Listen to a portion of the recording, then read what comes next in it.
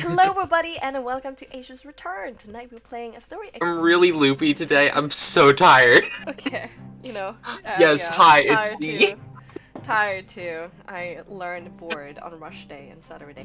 Hello, and then we got our strange Malakim, our Aaron Mysterium, played by Adriano. Hello, welcome. I have lost my mysterious title. I've stolen Now your just mysterious strange. mulligan, and all you get now is strange. Yeah, odd. Okay, let's help each other by remembering what happened last time. Oh god, so much. Osprey blackmailed Titania again. Let's see. Signed a fuck ton of death warrants. Yeah, essentially Titania had to sign away the names of the Twin Star Society. Not that she really cares about most of them, but they're still people. Even if she's not close with them. And then there was the implication that Osprey knew about Titania's little brother Fleance, who's a part of the Falcon Project now. And then Titania went to meet up with Acheron, who was very blunt. Your dreams are built on bodies. I wasn't wrong. Yep. And Titania was just a little bit sad because Acheron was sad. And also because she signed a bunch of death warrants. Probably gonna sign a lot Yeah. more Mostly before because it's over. But it was secondary, so it's okay. Secondary death warrant. Okay, thank you, Sugi. Thank you. Sound check. Somebody else want to read the next part? Yeah. My roll 20 isn't loading, so Oh, okay. I will once it does. I don't know what's going on with my connection at the moment. Alright, then Okay. you sit I'll tight. take it. It's fine. Like, because the next part, Aaron theoretically goes to ask Ginevra a bunch of stuff. Like, Ooh, yeah. what does Rian mean to her? I also want to point out with the first sentence here, Aaron finds it difficult to form words. Why so much shade? How does Markish work? Have these He does. summaries ever been anything other than a complete read? I feel like these are just Bexxy I mean, roasting us. No, as in, it's actually very true based on his Yes. character sheet. So, yeah, he does find it difficult to form words, I suppose. It's a little blunt when you see it in black and white. I'm sorry. Just because it's true doesn't mean you have to say But it. it hurts because it's true. Okay, that's true. Sorry. But eventually, Mhm. asks Ginevra about Rian, and Ginevra gives some very fluffy wording about what it means to her. We talk about how she views Rian in light of everything else. Given what they've just endured, just watched the atrocities that have been performed by the soldiers that they are accompanied with, with all the torture, how can, Rian be good? And she alludes once more to things that are worth fellowship, and the good things that the church do. Yeah, the idea that there is good and bad in most things, and so obviously against the bad things, but also sees there's plenty. She's lived a life where she's seen plenty good from it, and doesn't claim probably to know everything, and is curious. That's why she's trying to learn more from Aaron in that way, because she doesn't know about all the other sides of it. But probably again, I don't have the thing in front of me, so I'm going off of what. No, that's true. Different Because then things. we went on to like Ginevra asking about what Rian was like in his time, because Aaron was like, well, he's not the Rian I remember, and you're like, well, what is he like? And he was like, it's just, So There's some guy. bothersome. I have all the words to say, but Aaron doesn't, and Bexxy is all about the signing when I ever bring it up. But yeah, we end that conversation as Ginevra asks Aaron what he lived for in his time, and Yeah, he Aaron cuts does- off the conversation in an edgy manner. Come on, an emotional manner. Yeah. Edgy. It's not like I like Hey, whip I my got my this cloak takes time. around my Give chin. me. I need to add some fun to this. It takes time. Okay. No, that's fair enough. Okay, it was so edgy. Yeah, he Mm. jumped up into the rafters of an old rickety Oh, inn as anyway, well. Yeah. Then you go Stairs to down. talk to Miron. Yeah. Then Yeah. he goes, well, there's Miran because Yeah. you know he wants to, I don't know, lose the memory of what was bubbling up beneath. Yeah. As Ginevra asked it, and he was like, "Hey, what you looking for?" And he's like, "You know, stuff." Yes, Basically. yeah. And And throws it's a some shade at habit. him. Yeah. It's like, yeah, I'm just doing the thing. And now it's like, well, you know, but you don't have friends. And he's like, badge. Yeah. It's basically how it's done. Yeah, okay. And then you get to the cap. Oh my god. The train wreck Oh of the cap. god, the camp. God, yeah. No. It was like, God, what was that movie? Like Pulp Fiction of a camp.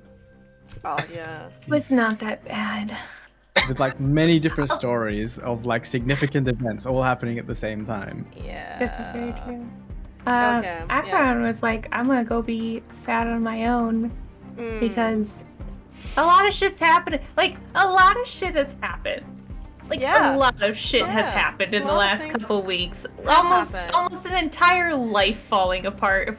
If we're honest, Akron's like, I need a minute to like be emotional, and of course, that's when less dead girlfriend shows up to be like, "You're selfish for still loving me. I can't believe that after I literally died on you, like actually, like physically and metaphorically, that you still love me and are mourning me and haven't completely moved on. It's only been 2 years. Wow." Can't believe you haven't completely abandoned that, and shit got a little heated. Well, Yeah. okay, she was commenting on the fact that all the This is good true. progress you have been doing whilst you've been gone from the church basically disappeared from one second to the other, and she berated you from letting Yes. go of the positive things you've been doing.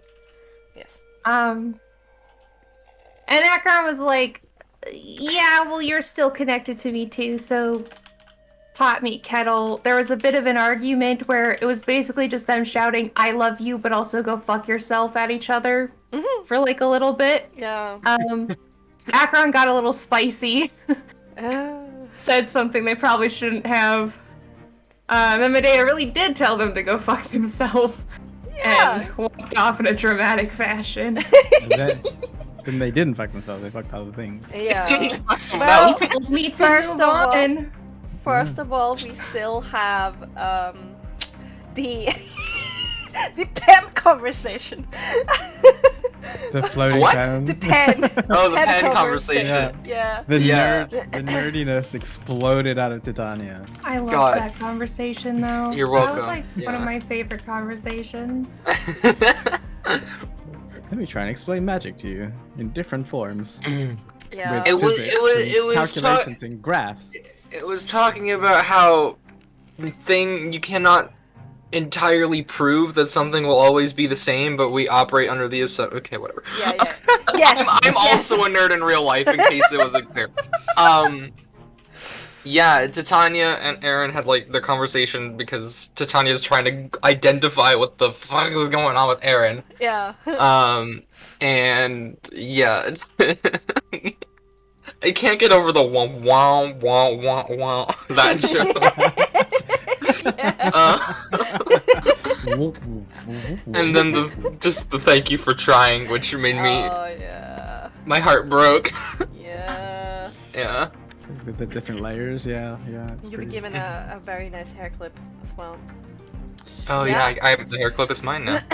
Back to Sad Chiron? Yeah. Sakura. I'm just trying to have an emotional breakdown in peace, and people keep showing up and asking me why I'm broken. Yeah. It's not a choice. Yeah. Silas shows up and is like, very rude, accosts me, actually. asks if I am broken or dead, to which I responded the only way that is appropriate, with Yeah. assault.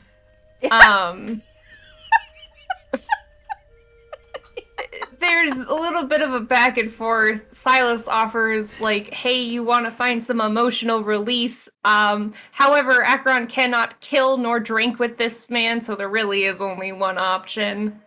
Okay. Again, gets a little spicy and starts trying to hurt people emotionally. Doesn't really pay off, and then they fuck. It's a natural course of events. Yeah. Seems pretty What the normal to fuck me. is happening with this I campaign? don't know what that says about me as an individual, but this seems perfectly. It's only 3 things you can get from a person. All right, and then Minerva has a I mean, long we're not about to conversation be friends. with Medea. It's also a bit of a spicy thing. Yeah, I spoke to Medea about her experience of death and being in what she called purgatory. And she basically said, "Tell me how to be in. Tell me how to make Rion like me. You know, to be saved and not have to go through that again." And I'm like, oh well, it's not that easy. You know, it's words you have to interpret. And the best way you can interpret it through is your conscience. And she's like, oh well, my conscience is what led me to there in the first place, so that doesn't sound like good advice. Oh. Um, And the church has never asked me to have a conscience either, she said. yeah. I'm sure there's mention of that in the book somewhere. Oh! Tends to be. I haven't got a book to read through, so I'm making some assumptions that there's something about about having a conscience and acting to conscience, about morality in the book. Yeah. Maybe I'm wrong. No, yeah, really Rion looks is like all an about, agent. order and honor, community, bureaucracy. Yeah. Murder.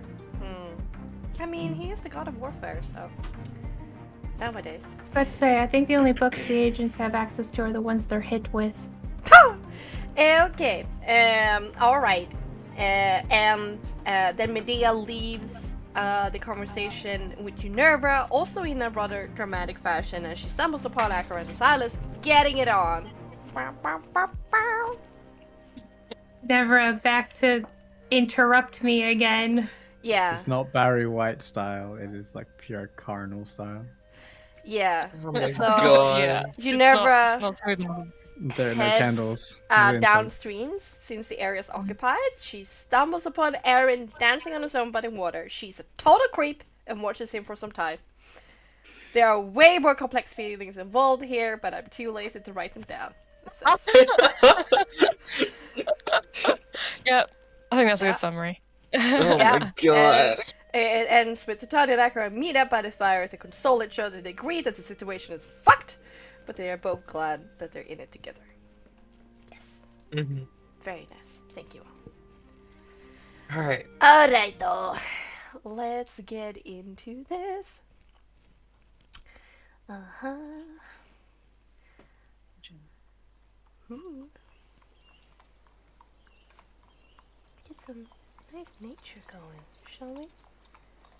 Horses? A little bit of horses, a little bit of birds. And yum, yum. Let's go for like the base one. There we go. Alright, I'm gonna go here. Cool. Alright. The wind of yesterday thankfully dies down to a moderate breeze, but it has changed direction in the middle of the night, now flowing directly from the east, as if something didn't want you to carry on. But that is probably all in your head. Weather is weather, after all. Today, it seems to be mostly you and the rest of the party. No farmsteads or herding stations. But here and there, during the course of the day, there are Strasser riding past or overtaking you. In the beginning, you were often stopped by them, and Meulen had to show you papers in annoyance and reluctance. But as the morning becomes lunch, the Strasser now seem to ignore you. If you have come this far, you have probably been approved by somebody, after all. The dirt road underneath hoof and wheel has now given up trying to climb the mighty slopes around you. Instead, it winds itself like a snake in the landscape, riding beside valley streams for as long as possible, and then climbing to the pass in between the hills, and then down in a long valley once more. You stop for lunch at one of these freshwater streams, sitting down on a few wayward boulders close to it, and you stretch your legs. And now is the question. What is the mood like? And is there anything you want to do?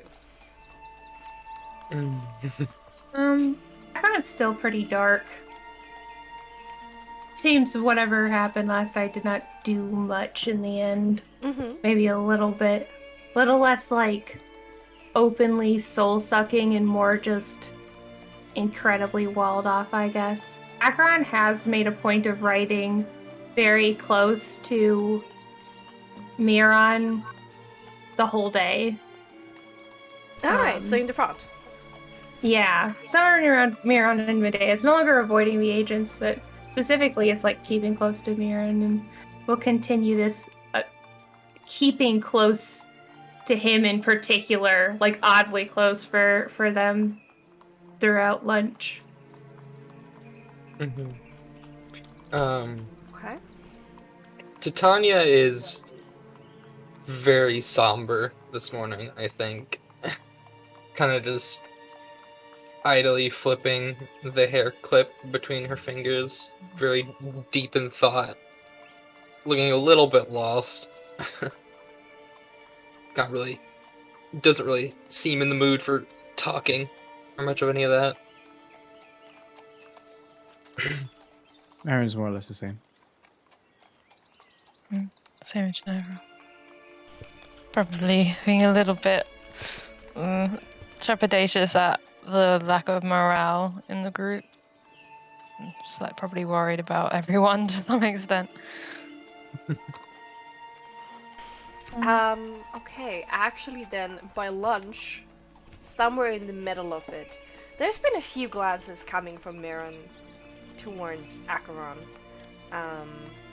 But they've been mostly just watching, observing, but now there's like a lingering gaze, and then what?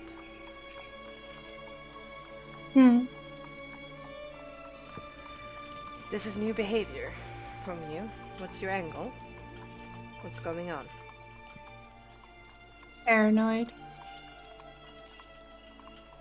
I'm integrating myself. Isn't that what you wanted? You don't need to integrate yourself by sticking to me like glue. I do wonder, though. I guess while we're talking, a question, if you will. Yes? Whose idea was it to bring Medea on this? There's a long look, an even level gaze, wondering what to say, what is good, what is bad in the situation. But eventually he relents. There's a little bit of like softness in the creaks around his eyes. It came from the Cardinal herself. Ah, I didn't want to. why not? Unnecessary complications on a high-risk venture. At least someone here understands. So, what do you know of her situation then? With the Cardinal? Medea. Obviously.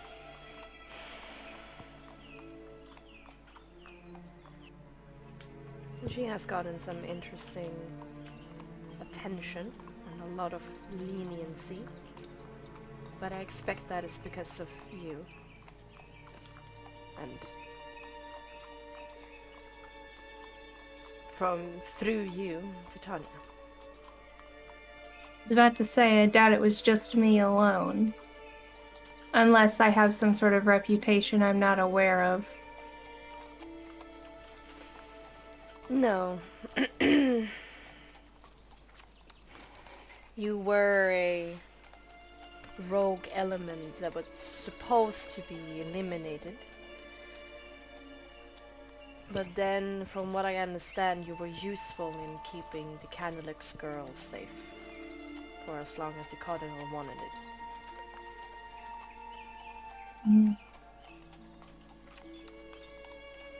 What exactly does the Cardinal have over Medea now, other than the usual?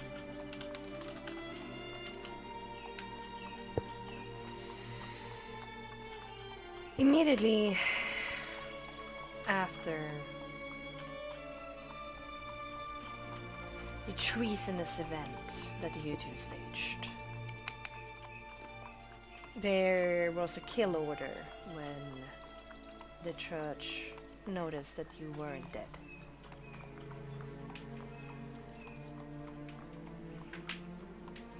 And?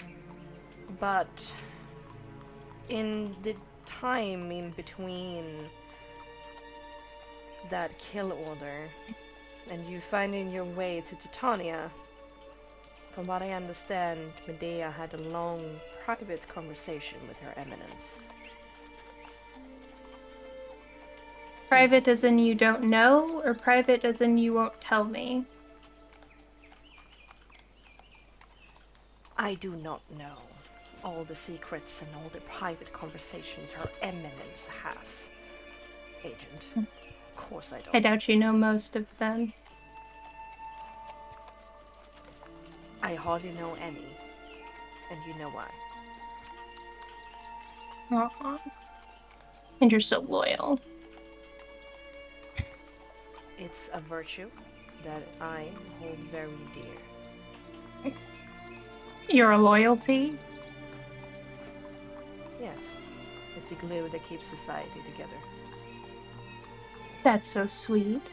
And here I thought idealists didn't make it out of training. Okay.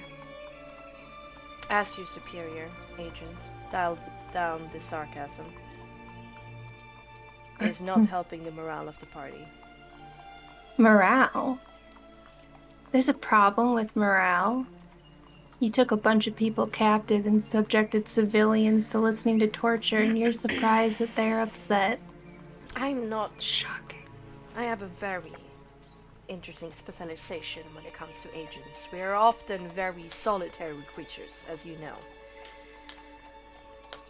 But I have often been placed into these kind of leadership positions over larger groups of agents, and I know how we can become when we start working together like this. So, create no tension, Agent. Dial down the attitude. Thought you wanted Corey, though. Isn't that right? So you insisted on me being. I remember Corey being a little bit more careful around the superiors than this. At least from what your file says. Fair enough. It's true back then. I also remember Corey being shitty to people who they didn't like. So.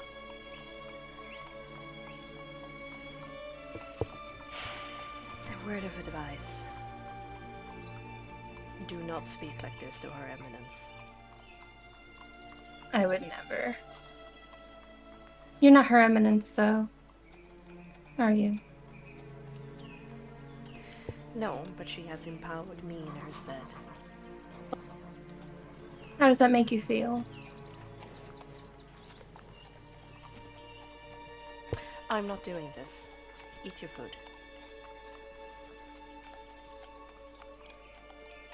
Yes, sir. Gives you a bit of an annoyed look. And he goes back to his food and, like, ignores you. Fine. Akron will eat, but Akron's staying annoyingly and belligerently close the whole day. During lunch, when they're having that conversation, I seem he's distracted with Acheron.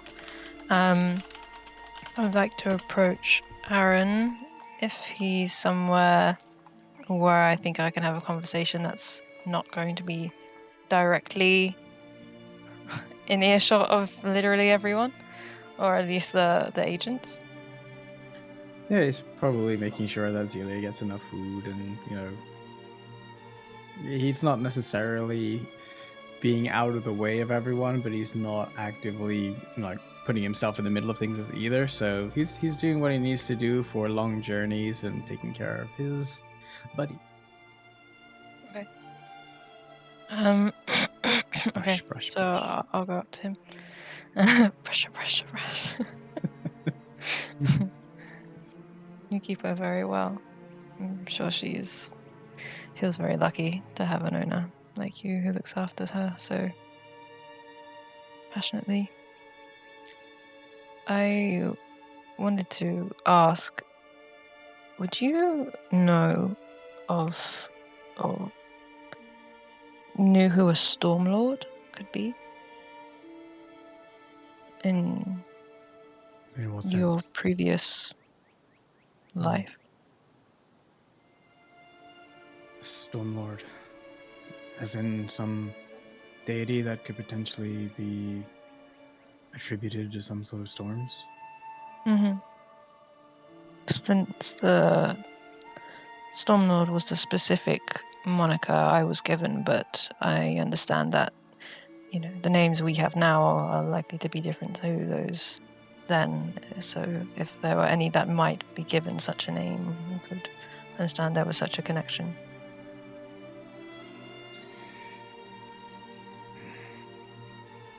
There were known. I've done my research, Bexxy. You don't have to message me. I wanted to be nice and remind you. Okay, fine. Wow. Gotta get it right. Back when it was my time before this time, there were more than just the one, as I mentioned. And not all of them were considered good, quote.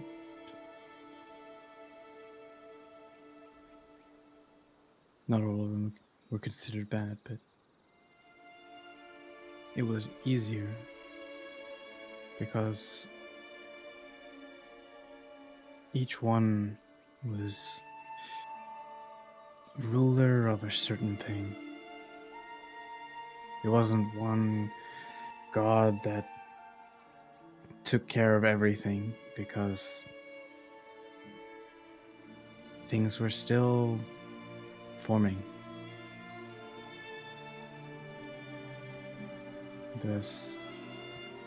The deity that is theoretically in charge of storms wasn't considered a good one. In fact, they were, in the end, in direct opposition of what I followed.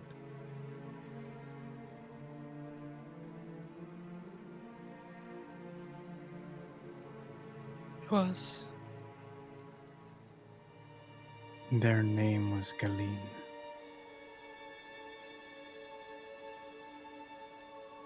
the Stormlord's name, Back or then, the one you followed? no, the Stormlord. Or Stormlord seems such a grand title, but I suppose it makes sense. And how was he in direct opposition to you? Why were they in opposition to each other?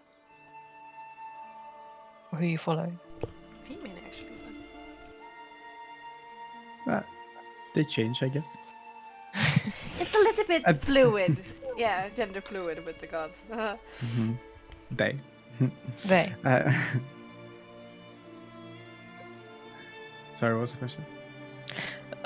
What was it that you followed, and why did that put them at opposition to each other, or why were they at opposition to each other? When the war happened, there was a very obvious taking of sides. Those that I fought against were members of a group that were considered part of an accord, a league,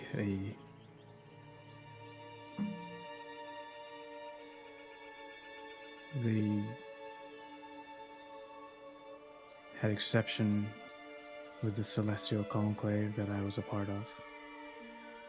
They saw an opportunity. You could say that they were the instigators on the fall of what I knew. They were all under Galim, or multiple?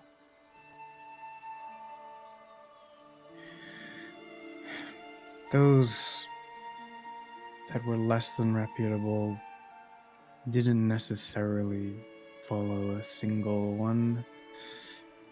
Not until the war, there was an alpha, one could argue.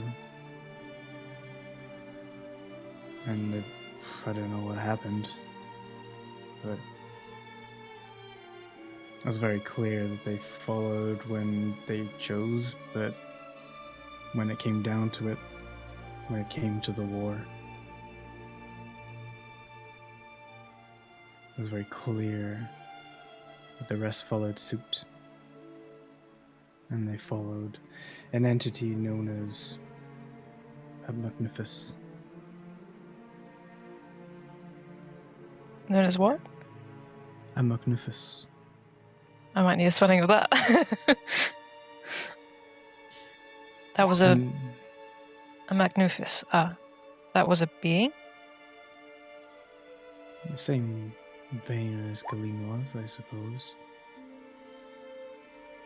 Together, along with a few others, they formed the Seven Masters of Devils.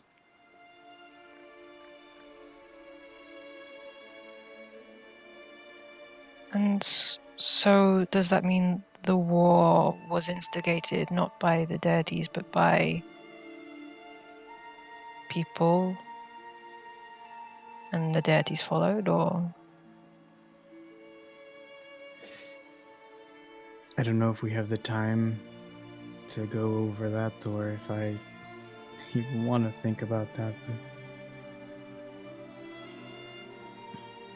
the war is a complex story, Ginevra. I understand. Of course. Thank you for the information. Out of interest, why are you curious?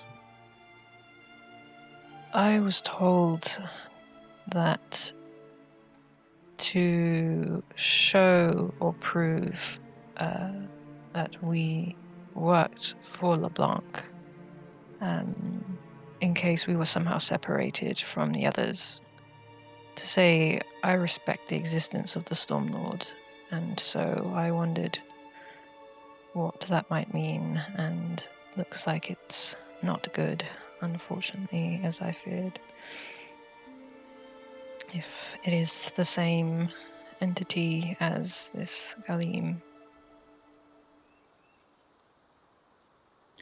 You're walking a dangerous line, Ginevra. I don't know if that's something that you should so readily accept.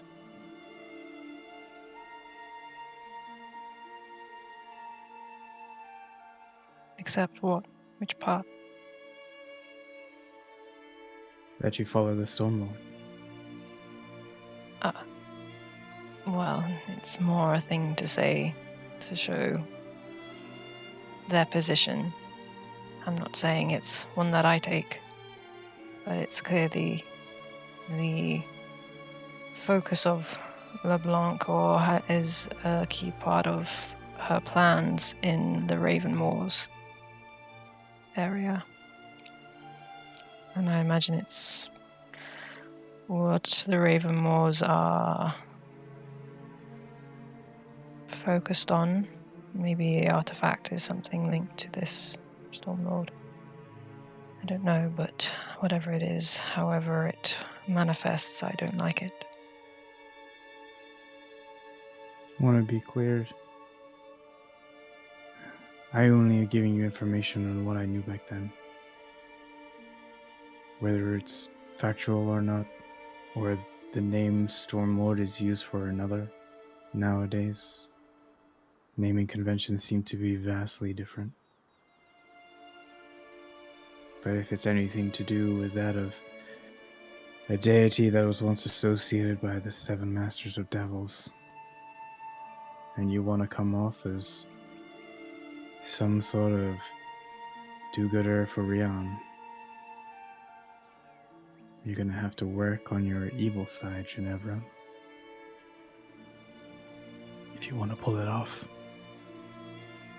Well, I guess I'll follow Meulen's lead. He's the one working under LeBlanc. It seems like they're the ones that are the masterminds of whatever this plan is. I think it's beyond most of us. These great beings of evil and purity, most of us are just caught in the middle, trying to do the best we can.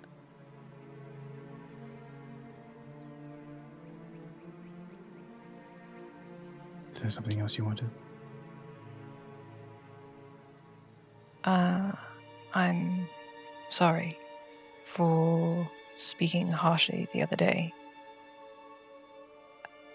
When we were releasing the slaves, the suggestion that people like me offer as much freedom as the slavers made me lose myself for a moment, and for that I apologize. I know all you've known, or perhaps cared to pay attention to, about the church is torture and greed. I understand that. But I ask, please, to not confuse your experience with the whole truth. You and I have lived very different lives. I'm trying to understand yours, but please, can you offer mine the same respect?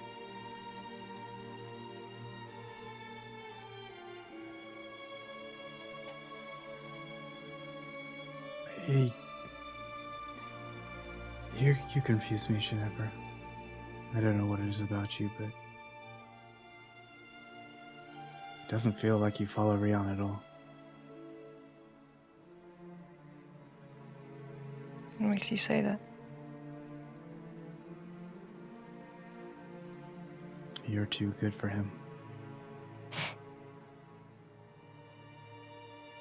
I'll have to take your word on that. See that you do. And I'll leave. Brush your brush. And head towards Lynn. Uh-huh. Okay.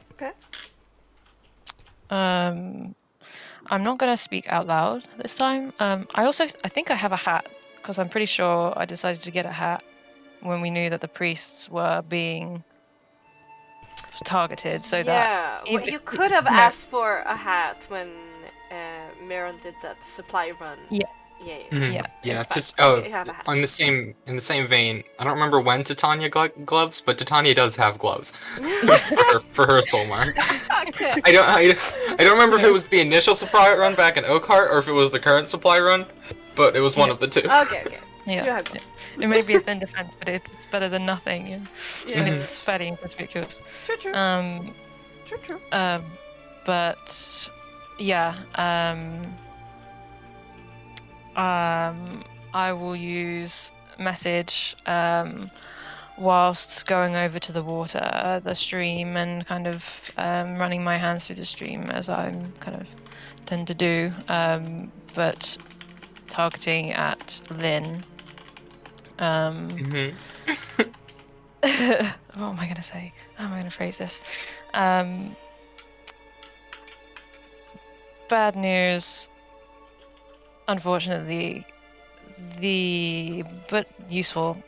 The Ravenmoors seem to be in Legion or at least show respect to some sort of Stormlord, and from all that I know of that, I don't know if Stormlord means anything to you. But from that information I've gathered from Aaron, this is not a benevolent entity, and surprisingly, I guess, but if you happen to know anything about Galeen or some Stormlord, this is the focus of the Ravenmoors, it seems. Mm-hmm. Okay. Titania, I guess, is also going to cast message in return and be like, sorry, where did you hear this from? Meulen told me to say I respect the existence of the Stormlord for the Ravenmoors to trust that we work for LeBlanc. Okay. I've not heard of a Stormlord, so I asked Aaron. Aaron suggests this could refer to a malevolent entity, one of the 7 Masters of Devils named Galeen. I don't know all the meaning of that, other than I don't like the sound of a Master of Devils that is a malevolent force. That is, if all the things that Aaron has said are true, is or could be at a level of power that equals Rian. DM. I don't think Titania's heard of a Stormlord, but I just want to check with you. What? Do you have an academics, right? I have academics in Frostmark history, and I also have 4 ranks in occult. Okay, let's do Oh. Frostmark history. Okay. Come on, come on, come on. Ah, Surprised okay. cult. +8. Damn. This is Titania's specialization, is history and occult. Mm. Occult's +9, history's +8. Yeah. Okay, so the only connection that you can find in your mind of all the knowledge that you possess there is that the woodland coast here is extremely prone to storms and bad weather. And so of course in the past there has been, you know, traditions of like appeasing storms Mm-hmm. for the people that live in there. Just like in Stormholm, when you live so close to the sea, there's often like some kind of cultural folk traditions around the ocean. Okay, I will message back to Janera and say, thank you for the information, that is very helpful. I'm afraid I don't know the name, but might have some relations to old spiritual traditions in the area. We should look into it more, as best we can, when we're over the mountains, or even beforehand. Thank you. And Titania's kind of just, like, kind of turned away from the rest of the group while she's doing this during lunch, and just kind of started writing. Unless it's different in Frostmark, only the receiver can hear what is said. Mm-hmm. Oh, okay, cool. But also being turned away is good, just so if people are Yeah, I looking at mean, your if lip. there's like animation on your face and like, Mhm, expression, yeah. like, Yeah. hmm, Yeah. you know, it can be a Yeah, little bit. Titania's trying to pass it off as doing her normal, like, scrutinizing emotion face while she's writing. Just like, just focused, just very focused on my notes. yeah. uh, Yeah. Okay. Okay. Anything else? I want to pester Mirren again, but more like when we're on the horses. Okay. There's less room for him to go. All right. Are everybody are ready to settle up? Mirren kind of stands up and like surveys the situation. You know, had like half an hour break. All right, and then like says giddy up, and you continue on your way. On the valley floor, going towards the little slope at the end of it. So you're riding close to Mirren. Yep. Yeah. At some point, Akron has again just been kind of like watching Mirren, staying like belligerently close, Mhm. being kind of a pain in the ass. Yeah, now Mirren is poignantly ignoring you. Eventually, like right up and like right next to him, we'll say, open their mouth. So I have another question.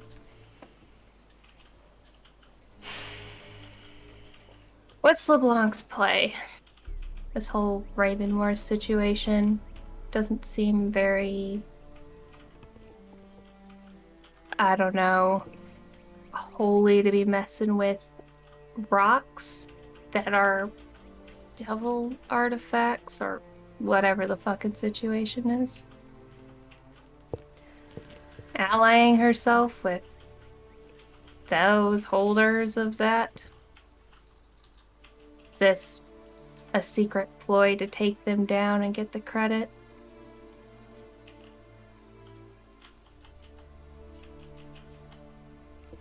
For a long while, he just stares straight ahead, but you're just persistently like looking at him and expecting an answer. Oh. Nothing comes after like 2 minutes. Akron Yeah. will be like, "Oh, are we doing the silent game now? Have we become children?" Good leadership skills. I see why you were appointed. There's a big sigh, the kind of Yes. sigh where like the shoulders move, like up and down. It's not my place to question my superiors, and neither should you. We have a mission, that's it. I'm not questioning my superiors. I'm trying to get enough information to do my fucking job. The more we know, the safer it is. That's kind of how this whole thing has always worked. Personally, I don't give a damn who she allies herself with. I'm not gonna pretend to be hyper-religious in front of you. We all know that's fucking fake. Alright. I do not know. Interesting. Do you have opinions, though? Not trying to use it against you, genuinely curious. No, I don't have any opinions because I don't have any friends. No, just kidding. It's not what he says. It's not what he says. Sorry, it came out of me.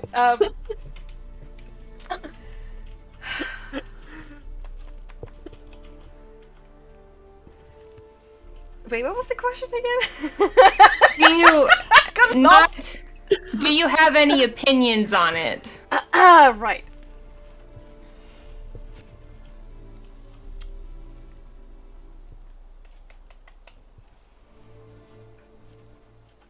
Since I don't immediately understand the play here, and I've been in this game for a long time. So it is unusual, then.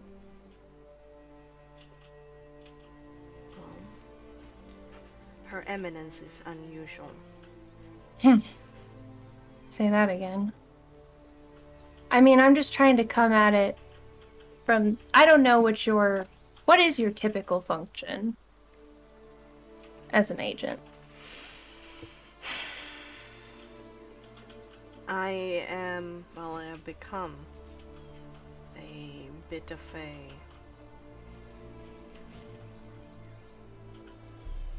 negotiator, troop leader. Whenever agents have to come together to complete some job that haven't worked before together. So what I'm picking up is I am the only wet worker among the agents here.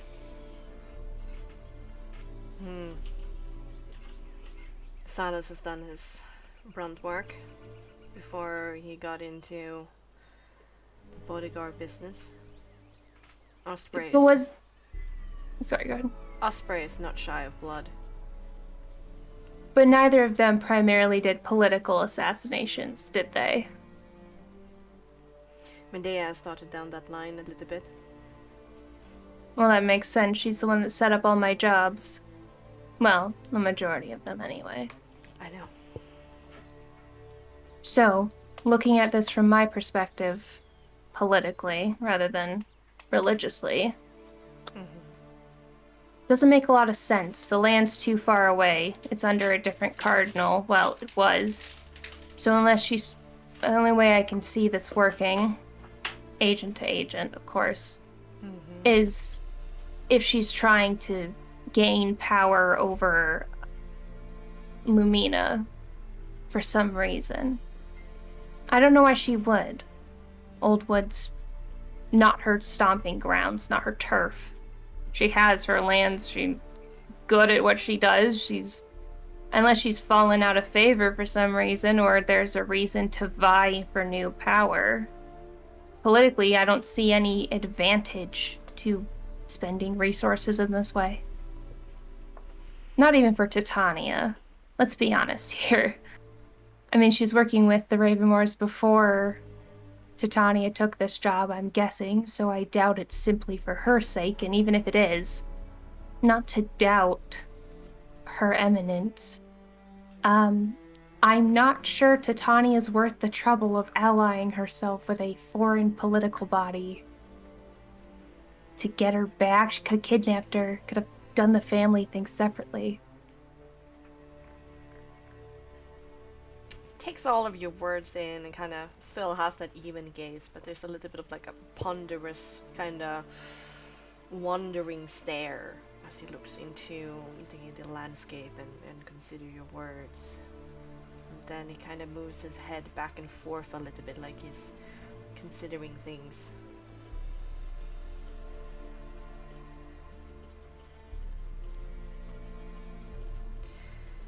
All that I know is that there has been an unusual amount of shatter around this artifact.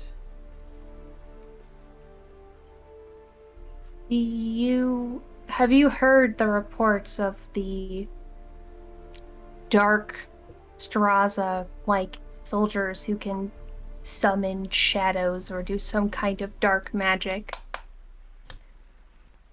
Yes. Do you think that's what she's after? I'm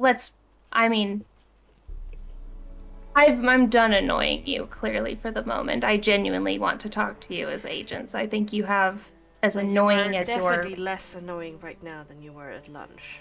Don't worry Yes, about that. well, as annoying as your personality can be, I think you have good insights and I respect you as an agent, so... Thinking through this, perhaps we can try to make some fucking sense of this. And the more sense this makes to me, the more I can help convince Titania to go along with it. An extra boon. There's a wry smile as he sends like a side glance at you when you say this.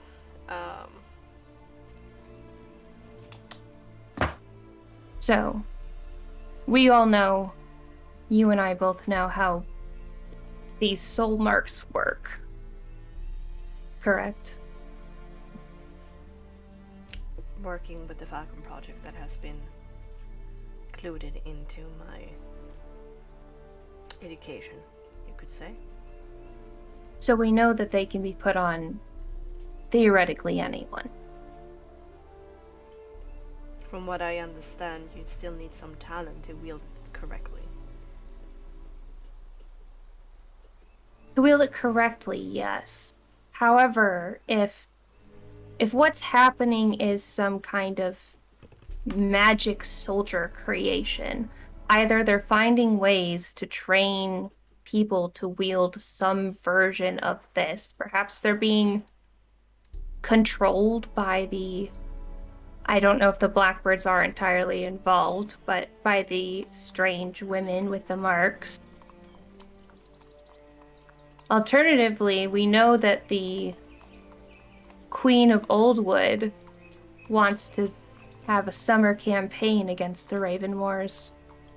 What is a war if not a soul factory? Seems a good way to power up an army. Now What there's purpose like for end? a heavy crease coming in between his eyebrows, and he says, "The way you're talking is very liberal. I've never heard anyone talk about these things in the manner that you do." I'll throw a quick look at Titania. Well, I know a stupid amount of things about a stupid amount of things I don't understand. Alternatively, perhaps it's foolish of me, I'd like to believe that having an open conversation for the sake of utility, you won't go tattling on me and getting me tortured for it. No, I see the value in it. It's a little bit refreshing. You're Yes. infuriating because you have a good heart. Unfortunately, that means I think I can trust you a little bit. Did I gain a friend? It's always He didn't hard to say tell that. with Acheron. He didn't say that either. Right. Who knows with Miron is a Acheron? depressed middle-aged man going through his midlife crisis. He has seen some shit. I'm gonna say. Haven't we all?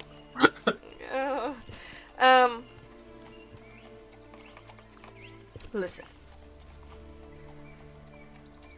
This party makes very much sense considering what our goal is. We are here on diplomatically good terms with the Raven Wars.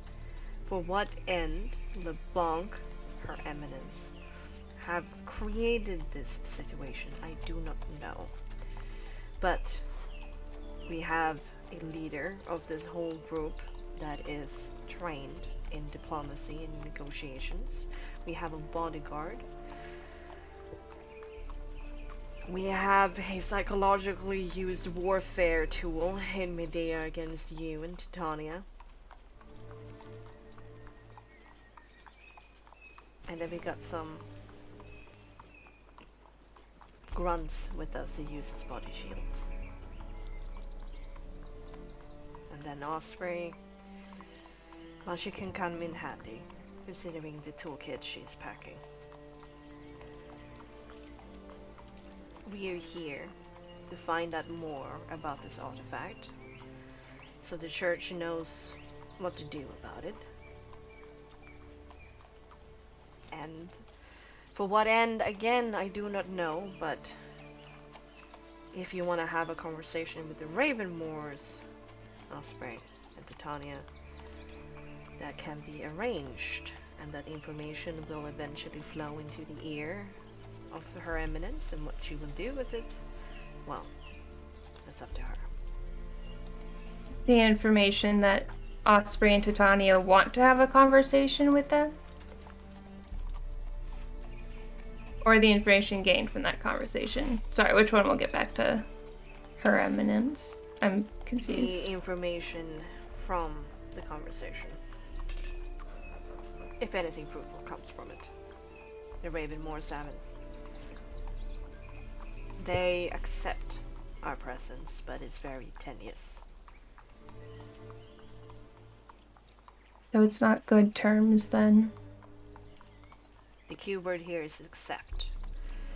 So it's about keeping a low profile, be smooth, slick, polite. Is LeBlanc assisting in the church's in any other cardinal's inability to get agents into this place?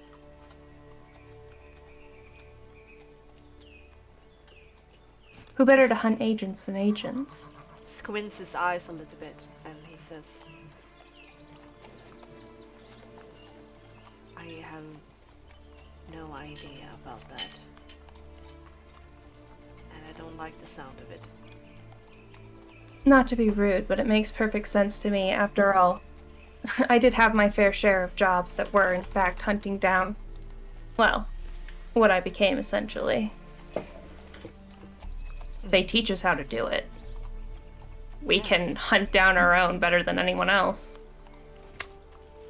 Mostly to take down rogue elements. And he sends like a pointed look at you. Rogue element, sure, but a rogue element still has the training of a proper agent. The only difference between a rogue element and an agent under the church is what position they publicly hold. Resources. A safe place to stay. That's exactly it. We would never expect our own kind, even under another cardinal, to hunt us down without reason. Very true.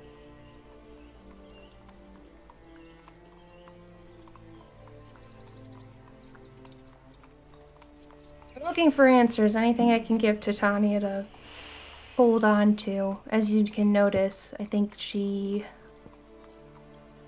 Can I give you a bit of advice for dealing with her?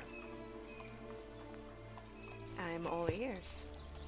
You went about this incredibly wrong. You're already on a bad foot. Here's the way you can fix this. Titania responds better to kindness and empathy, compassion, even friendliness, than she will threats. If she thinks you're a friend, she's more likely to cooperate with you than if she doesn't. My advice? Loosen up a little bit. Also, Osprey's kind of a bitch. Not helping things. So, don't know if you can have words with them to get her to lay off a little. Titania's not big into killing. Shocker. Maybe spread out the death warrants a little bit. To be frank, the letters were not my idea. I didn't think they were. You don't... If I believe if you had gotten your choice about her approach to Tanya, this would have been incredibly different. I would merely set up an ambush and calmly explain that you have no no chance of making it out alive unless I say so. Maybe you are more agent than I thought. Point being, continually Osprey is something I'm every night. But I am not her superior, not in all circumstances. She's a falcon. So she can take my advice, but she doesn't need to listen in that way. In that case, don't tell her anything about Titania. The little sadist would probably take good pleasure in making her suffer more. The point is, if you don't want Titania to completely shut down and be useless by the time she gets back to Irene, I'd change your tactics. Advice from the one person here who actually knows her. Alright. Point taken. Good talk. He wants to talk. Seeds of doubt planted, Akron will back off. I got what I wanted. Wow. That was a very fair point you made, though. Like, that's just factual. That's literally just true. Oh my god. Damn. Okay. All right. Any other horse conversations? Oh, wait, or is it time for a break? What's the time even? What's happening? It's Okay, no, 1 not yet. p.m. Not yet. Not yet. Okay, good. Yeah, No nothing more for horse me connect- for horse All right. conversations. Okay. Read that back. Keep our secret. Oh, okay. Let's get back to some fresh set logging, apparently. Okay, you travel on for the day, and in the early evening, it becomes quickly apparent you have arrived at this milestone in your journey. It is first heralded by a civilian camp nestled into a slope that you trudge down. Okay, I need to actually change amp. Oh yeah! Oh, that's very loud.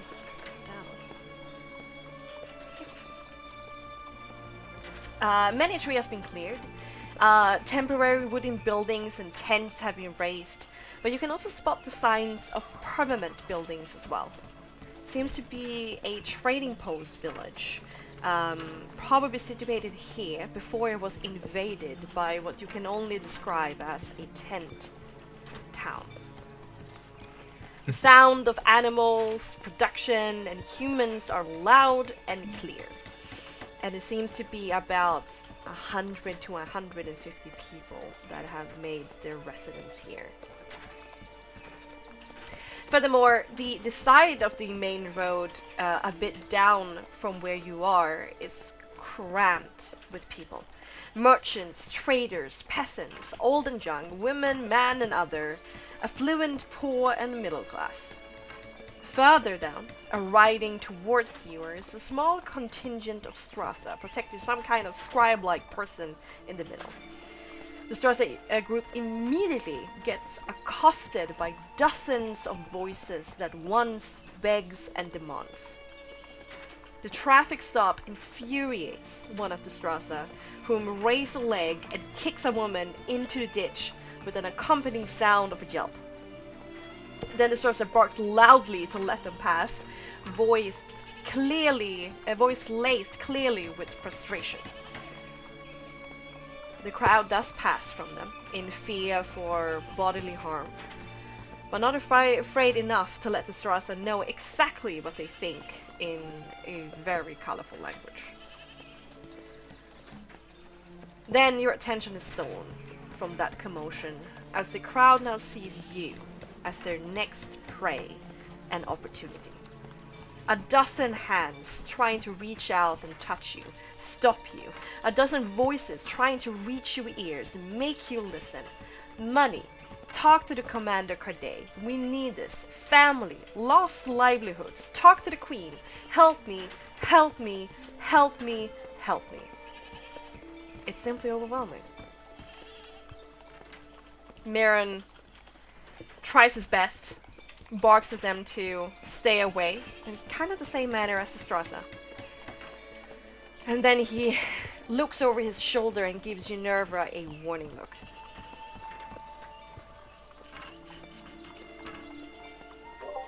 A warning look in what way? Like, don't do anything or do something? No, don't do anything. Time Don't to try be to do violent anything. Don't make again. this worse. Time to be violent again. I think me thinks it might be violence time. Time to start a riot. Do you wanna Ginevra, do something? despite the look, and once he turns around, will try to start. Oh no. Yeah. Lisa asked me to make a roll because my roll 20 is messing up again. Acheron's gonna intercede if they see Ginevra not following this look. She's going into a coin purse and trying to hand just individual coins, just trying to be quiet about it to those who seem particularly in need, sick, hungry, ill, etc.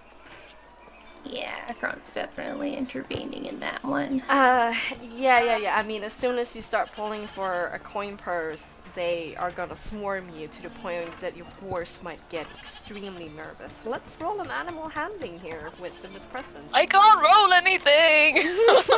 Roll 20 won't load for me. I'm sorry. What is your modifier? Animal handling is +2. Presence. Animal handling presence is +2. Yeah, they're both +2. Yeah. Okay. Well, I rolled a critical 20 for you, so. Ah! Nat 20! On Ayo! the stream, I can't get a roll 20, so I have no idea what's going on beyond the Discord. I mean, perhaps somebody can share their screen. Yeah, I can stream my roll 20 for you, whenever. Lola. That way we won't mess up with the Twitch thing, if that comes up. No. The layout, because our cameras are the way they are. Oh yeah, screen share adds like another camera to the layout. So. Oh, Yeah, yeah. Yeah. I don't understand, because I have full Wi-Fi, my Wi-Fi connection is good, it Well, makes no sense. okay, but you could probably look at Twitch then, right? Mm-hmm. Yeah. No, I can't even bring up. Okay. It's just Oh, it's like Alright, it's all your good. browser's- other than Discord. It's Huh. all good. Sorry, guys. No worries. It's all good. Don't worry about I hope at least you got Spotify and your own music on. it. I don't even want to dare. Okay, Sorry. so your horse is getting extremely panicked from this. I mean, there's like 15 people that are now creating this human blockade around it. And you take notice of this. And immediately you start to whisper in the horse's ear and like kind of pat their flank. Yeah, hush. And Just control the situation for now. The horse seems to trust you. Miran once again looks back and gives Acheron a look. I'm like, fix this! I'm already here! Taking care of Osprey and everyone else. Akron's gonna go over and Akron's gonna try to disperse the crowd first without violence by like trying to summon again that like super intimidating presence they have, like right at the crowd. It's very clear Akron's willing to trample people with the horse in like their body language, and they have the body language of "I will hurt you." Okay. If you remain in my way. So trying to get them to make me a first. leadership with presence. Ooh. See it on your face. Why don't you like me?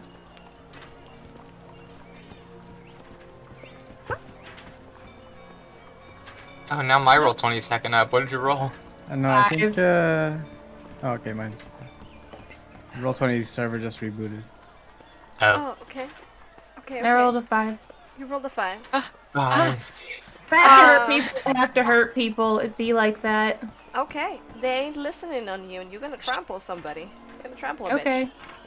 Oh yeah. be like that now my sometimes. connection also been interrupted. Gosh darn. Please. Okay, mine's back. I'm sorry. No. It's not your fault. Obviously. Okay, no, it's back now. Roll 20 has decided to die. Oh, I can hear music now. Oh. Do you have it? Yay! Let's go! It's a panic crowd. You can hear it. All of a sudden, it's Woo! just like back. Everything's going. What the hell happened? Okay, I don't even care. If I have it, I'm happy. Don't look a gift horse in the mouth. Okay, so you're probably gonna trample somebody. It'd be like that sometimes. Okay, what are we gonna do? We're probably gonna do a dexterity saving throw for somebody. Okay. Oh god, commoners have like what, 2 hit points? Sucks for them. Should have Rip. listened. Okay, there's a screamed heard as somebody gets trampled to the ground. They're not dead, but they have taken quite the amount of damage and is like injured at this point. immediately around you, Acheron, there's a bit of departing of the Red Sea, you could say. But Minerva is still swarmed. They're still trying to grab for your compass, Minerva, now from you. So let's roll a athletics. Can I attempt to calm them and Okay. and say how this isn't going to help anyone, and then there's, there's the violence and etc. isn't going to help. Can I try and roll a persuasion? Sure, but you're gonna do so at disadvantage because they Okay. might not hear you. Okay. I don't have anything cool to throw. I might just have to run Which more type people is over. it? Well, Manipulation. Do you since have, since wait, you're do you have using your thaumaturgy? voice now, You can make then your voice louder. manipulation. I can do something. But Yeah. I'll let Lola do something. With your voice Sorry, can you say that manipulation. again, Bex? I missed that. Manipulation. Manipulate Manipulation. somebody. Okay, I can do that. 2d20 kilo 1 and plus 5. Look at us being so good at rolling. Oof. Oof. Ish. Terrible. There Not is great. some of them who kind of calm down a little bit, but continues talking to you. But half of them are still on you. Aaron, you wanted to do something? If I'm going to see that they are accosting Ginevra to the point where she can't handle it anymore, Yeah. and they're more around me, I'm going to get frustrated, and also, security is a thing. So what Aaron would do would wheel around Zelia quite quickly with her butt just like swinging out to like push peasants away, and if there's no sort of response to that, he will cast Thunderwave in the air. Oh. To just, Oh, he just, like above- just puts his hands up in the air and just like casts above him as like a Oh. massive crashing, echoing, thunderous sound. Okay, well, Can't first they of just all, assault peasants until they leave? Yeah, that's not Can what we- Zachary. well, Aaron first do. of all, your butt do fling some, your butt, Cecilia's butt, does fling some people away. They do not approach again, but they still like remain on the side and continue trying to get contact with somebody. And it's impossible to talk to anybody because they're all talking at the same time with you, or with you as in the whole group. So are you still gonna go for that thunder wave? Yeah, After if it that? turns like they're still swarming, they're still shouting. Well, it depends on how many there are. If there's like 6 people shouting, it's a different story as opposed to say like 30. Yeah. Well, with Acheron and with Celia's butt, 30 has turned to perhaps less than 15 right now. That's like not so. Okay, then I will just like cut instead of casting Thunderwave in the air, because it was like more of a Yeah. crowd dispersal thing Yeah. with Thunderwave. Yeah. I will ride Zelia as like a way to like, right close Wedge in to never between, wedge in yeah. between, Yeah, like yeah. and just like use the actual presence and physical maneuverability to just like push them away. Okay. That's what Agron's trying to do, like get right on the other side of Ginevra. Okay. We still need to do here, Ginevra, before this happens, because the crowd has, a lot of actions. They are still, like, tugging at you. And I want you to do a dexterity saving throw for me, please. Okay. Don't fall Yeah, off your Dexterity horse. saving throw. They're, like, grabbing at your Okay. clothes, at your feet. I believe in you. This is crazy because I've just imagined this whole time Tanya's just been head down, clutching at everything loose and just running forward. Oh my god! Okay, What's Ginevra. actually be Not even a Ginevra sandwich can save me. I don't think Let Bexxy potent. roll for you. My premonition Yeah, rolls shit. can only give you up to a 9, and I don't think that's gonna help you. It's like I am Yeah. assaulting Well, a people. Don't worry about it. +2, or is it 7? A 7 plus 2. Okay. I will, though, give Yeah, the don't worry about opportunity to Aaron to pull you up because you're kind of sliding. It's a long slide, right? Because you're starting to lose balance and getting out of the the saddle. It doesn't happen instantly. It's a few seconds. But it's not like a tug. Yeah. It's a slow thing where you kind of get pulled Oh, into okay, the you're crowd like like being a dragged. ooze. Yeah. Okay, so Like what an do you ooze? do? Yeah. An ooze of people. It like swallows you in. Yeah. So what are you gonna do, Aaron? If Is he I'll right up do, first? I will ride up. If it seems like it's the most practical thing to do to just like grab her and either pull her back into her saddle or onto the back of Zelia, then so be it. Otherwise, he would try and intercept and disperse the crowd by like basically driving through the point of contact. So your I'm choice right there. Yeah, but Aaron comes in before you do. Okay? Oh. I mean, just for ease for me, okay. So, okay. No, I think also you were off your horse, kind of pushing people, right? And No, he's I'm still on my his horse pushing like- people. Oh, okay. You're having a hard time controlling but the horse, right? With the I rope. will allow advantage here though because you're helping each other with this. So no worries. Okay. So Aaron, you can decide between doing then animal handling presence to move Zelia in the way and kind of support Ginevra where she's falling, but having Zelia there, or do athletics brawn to pull her.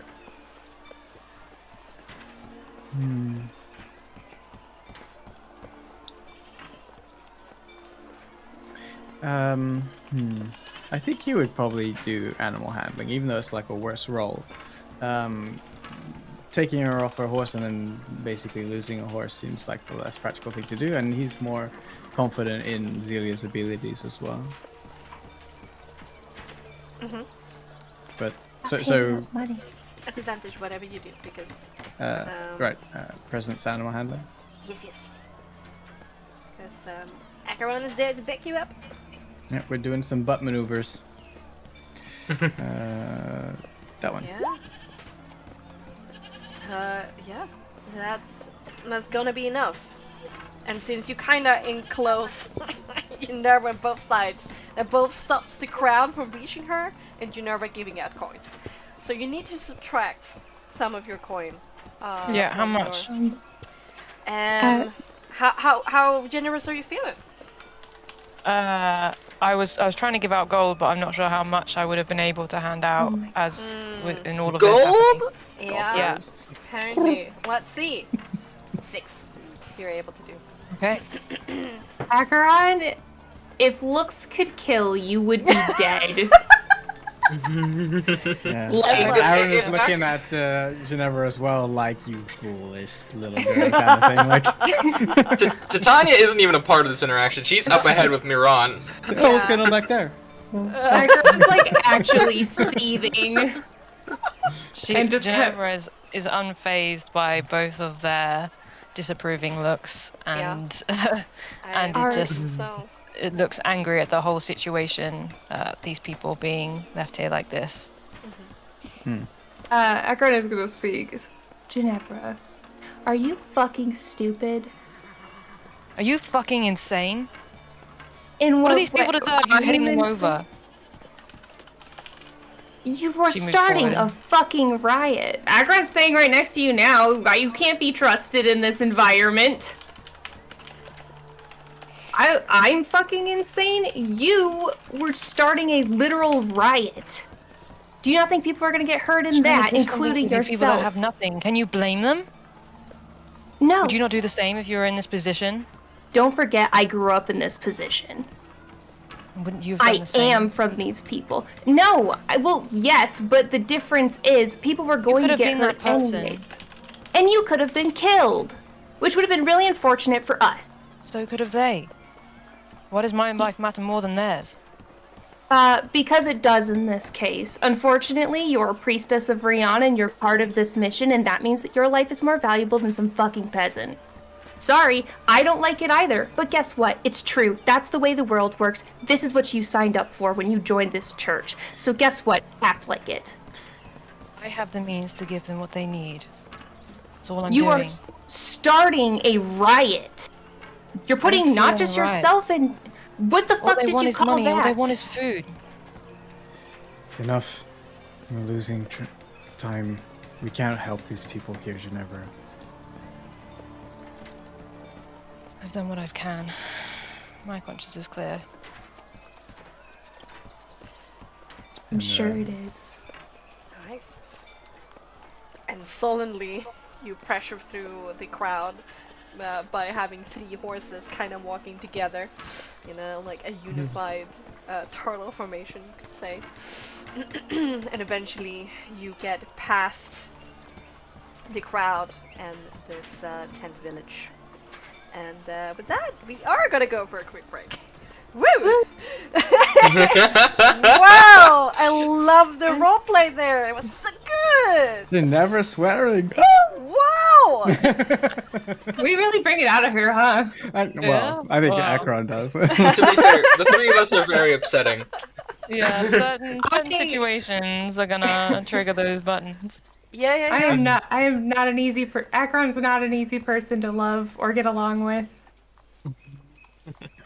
End of sentence. There's no redeeming quality there. It's just not all Akron's you know. difficult. It's also this, like Lynn said, it's a kind of an upsetting situation to be surrounded in.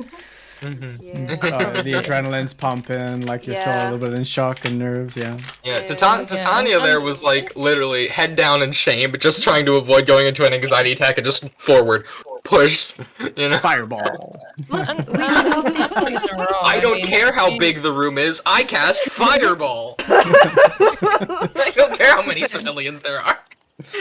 Everyone's should not be wrong with in saying, you. this is how the world works. Yeah. She doesn't, she still is naive in that way. Akron did not have a So- problem with the money. Akron had a problem with the riot. Yeah. Money equals riot, so problem equals money. Refill your drink. Alright. Go to the toilet if you have to. Give a kiss to your loved one. Not on No. camera though. I refuse. You have a request for a GIF? Oh god. Oh, gift today. What I'm feeling in the mood for. I want to see a seal doing a pirouette in water over and over again. You know that gif? Yeah. Yeah. You know that one? He's just like in one spot turning. Yeah. I Or got a seal that you push in the snoot off. That's also. you. Like the booping of the snow. Okay. And you realize they're made of jelly. I mean, literally. Seal. I got this.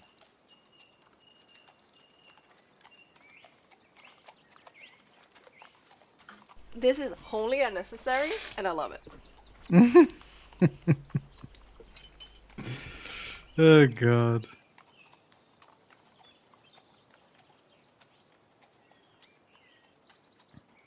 We must. For the stream. Well, it's also taking some time, so. No, I've got this now. It's 2 Okay. seconds. Okay. Well, first of all, I want to thank everybody who is here watching with us. As usual, we have a great turnout for tonight. Oh my god, we are spoiled by your presence, and we're so happy to have you along on our roleplay-filled journey. Oh yes, I love that gift. Yes! Look at it! It's made out of jelly!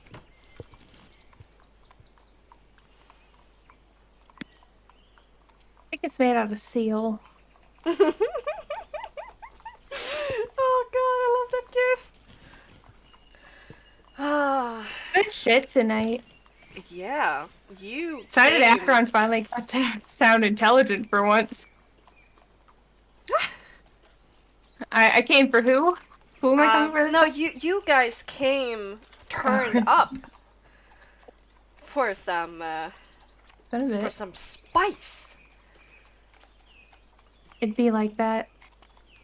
Wait, why is there's a seal gif? Yes. Because of course Thank there you. is. Of course Thank you, there is. Adrian. Blessed. I mean, Hemo, I hate to tell you, but are you aware of what gelatin is made of? Oh god. Let's not start. You're not far off. Well, one is a land-living animal at least. I think you could make gelatin from seal bones if you really tried. That's true. Is gelatin like horse? Or is that glue? That's glue, right? Cow, Cow, that makes sense. bovine. It's usually bovine or pig. I know it's usually Yeah. as pig, but it might be different. Mm. I thought it was both. I don't know. Especially pig feet, I think, has a lot of it. Sticky I- horse.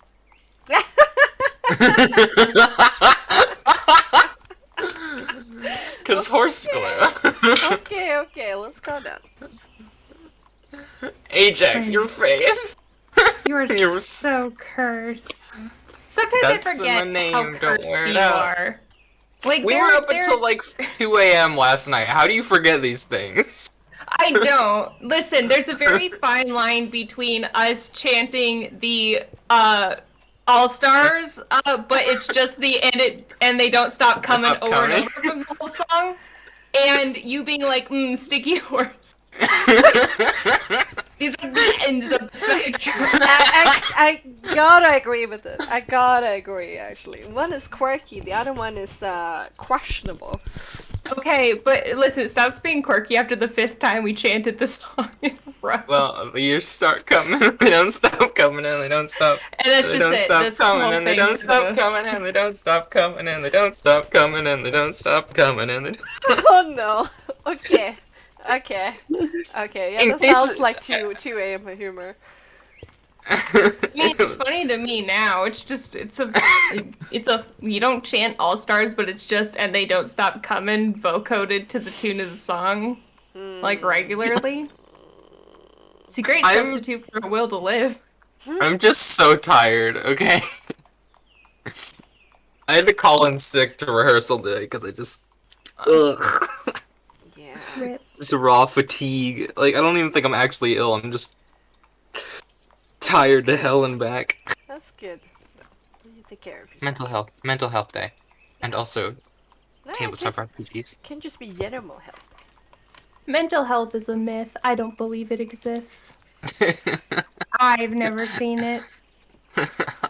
There is no health in this mental household. Just unhealth. But the term mental health doesn't necessarily state that you're mentally healthy. It's just that there is such a thing as a spectrum of mental health. It's a myth. We exist in a space of mental unhealth. It's a myth. There's no. Oh my god. I've never seen it with my eyes, therefore I don't believe it exists. Well, Adrian sits right there, so. You picked Adrian and not Lola. Like, are you saying that Lola's not mentally healthy? Can you guys hear me? Well, Yeah, it's okay, a cool. Sorry, specific my kind of thing is person who muted. invites hairdressers to their Yeah, it home. says I'm muted, but I'm not. Okay. Cool. This is true. You know, I did forget about that. Yeah, Never yeah, mind. yeah. No, Good. I understand now. I actually went back to our first days of this campaign today when I came home from work and I was a bit tired. I just Mhm. went to the first message and no, and I started reading. Oh god, yeah, okay, this is okay for now. And then when Lola returns. I mean, you can search and then in the campaign channel and then click oldest and then you like brought back there immediately. So I saw some our naive, innocent little comments to each other at the beginning of this. Yeah, it's really nice to read.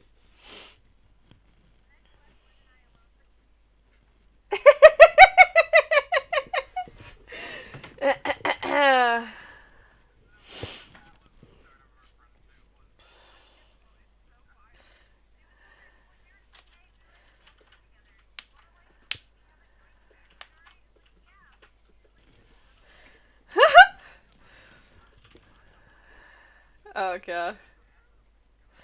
Yeah. What? Aspen is muted again? What? No. Yeah. Go way down? No. Doesn't sound any different from me. Maybe God kinda beeped over you cosmically. Oh God, I'm gonna go Cronus on his ass.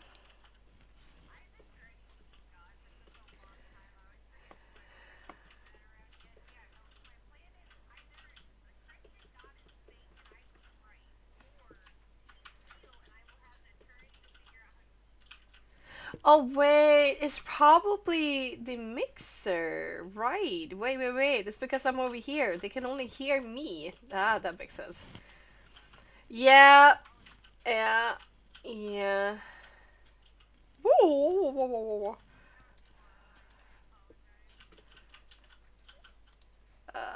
Uh, that's probably the problem. Probably the problem. I haven't been back here in this Asian's Return in parentheses without Tia for a long time. Okay, we don't need to be here anymore. I'm alive! You're alive! Oh, Yay! Okay. oh Why thank are God. you I so thought I was gonna have to cursed? restart again and open up all my fucking shit to do with Frostmark again. Sorry about that. Oh, I'm sorry People, everyone. that there's so many Frostmark What things. is wrong with your Discord? I have no idea. It doesn't do this for anything else. I've played other sessions online like this week. It's completely fine. It's just Frostmark. I would say maybe it's the server, but considering Adrian doesn't have troubles, I think it's just you. Wow, the way you said that. And it's like it's across browsers, like, and I don't have any problem with using my phone to get to Discord on the same Wi-Fi. I don't. That understand wasn't what a the problem is. dig. That was a fact. They live close to each other. They're probably on the same server. Okay. It's like We don't Oh, reach out that's, to each other. that's what it I is. don't think we do. It's just the But I general don't know how many sass in your servers they voice. have. Don't you? I thought you both I mean, lived in I- London. Oh, I think Lola's I'm in like an London. hour outside of London Yeah. by train. I guess by car as well. Depends on where you go. Okay, yeah. but please realize that an Regardless, hour is I'm here. literally like whim like I would drive an hour people for in like England good live close to pizza each in other. Michigan, so like Oh, that means that you're Everything's close. so spread An out. hour is subjective. An hour inside of Monaco is one thing. An hour in Russia is something else. Like an hour's like so close though. That's like Yeah. that's like a whim. Like I heard this new coffee place opened an hour away. I'm just gonna drive there because I feel Depends like it. whereabouts in London, because otherwise it could be 4 hours away. London's a pretty big place. Well, it depends. I'm on like southeast. I'm like on the River Thames, so. And you are the farthest away from me. So Like, it driving could through be, so London that's takes more like 4 forever. hours away. So. Yeah. Anyway, No idea let's how not big get London bogged is. down in London and continue what we hear for trauma inside of Asia's Return. Yes. We're all currently mad at each other again. Yes. I wouldn't Perfect. say like Aaron's mad as much as a little bit depressed. Acheron's mad again. Just a scoop. Yes. Anyway, let's bring it in again. Ooh, I got some stuff to say. Once past the tent village, on the floor of this valley, and enclosing the main road, stands a massive undertaking of human sweat and blisters, as 2 meters banks of dirt has been dug as a first line of defense in a massive pile around it all. Which a wooden palisade wall with sharpened ends sits on its apex. Each corner of the camp has been outfitted with a tower with human figures moving about it, and the gate before you is similarly equipped. Beyond the makeshift fort and somewhat flat land in the middle of this valley, the road and serpentines back and forth up the next hillside, passing in between 2 imposing stony ridges and then disappears beyond sight.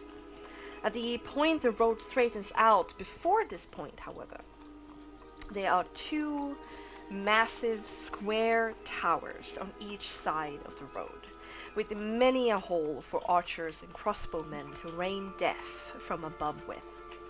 In between the 2 towers, there's another wooden palisade, this one twice as thick and imposing as the one before you.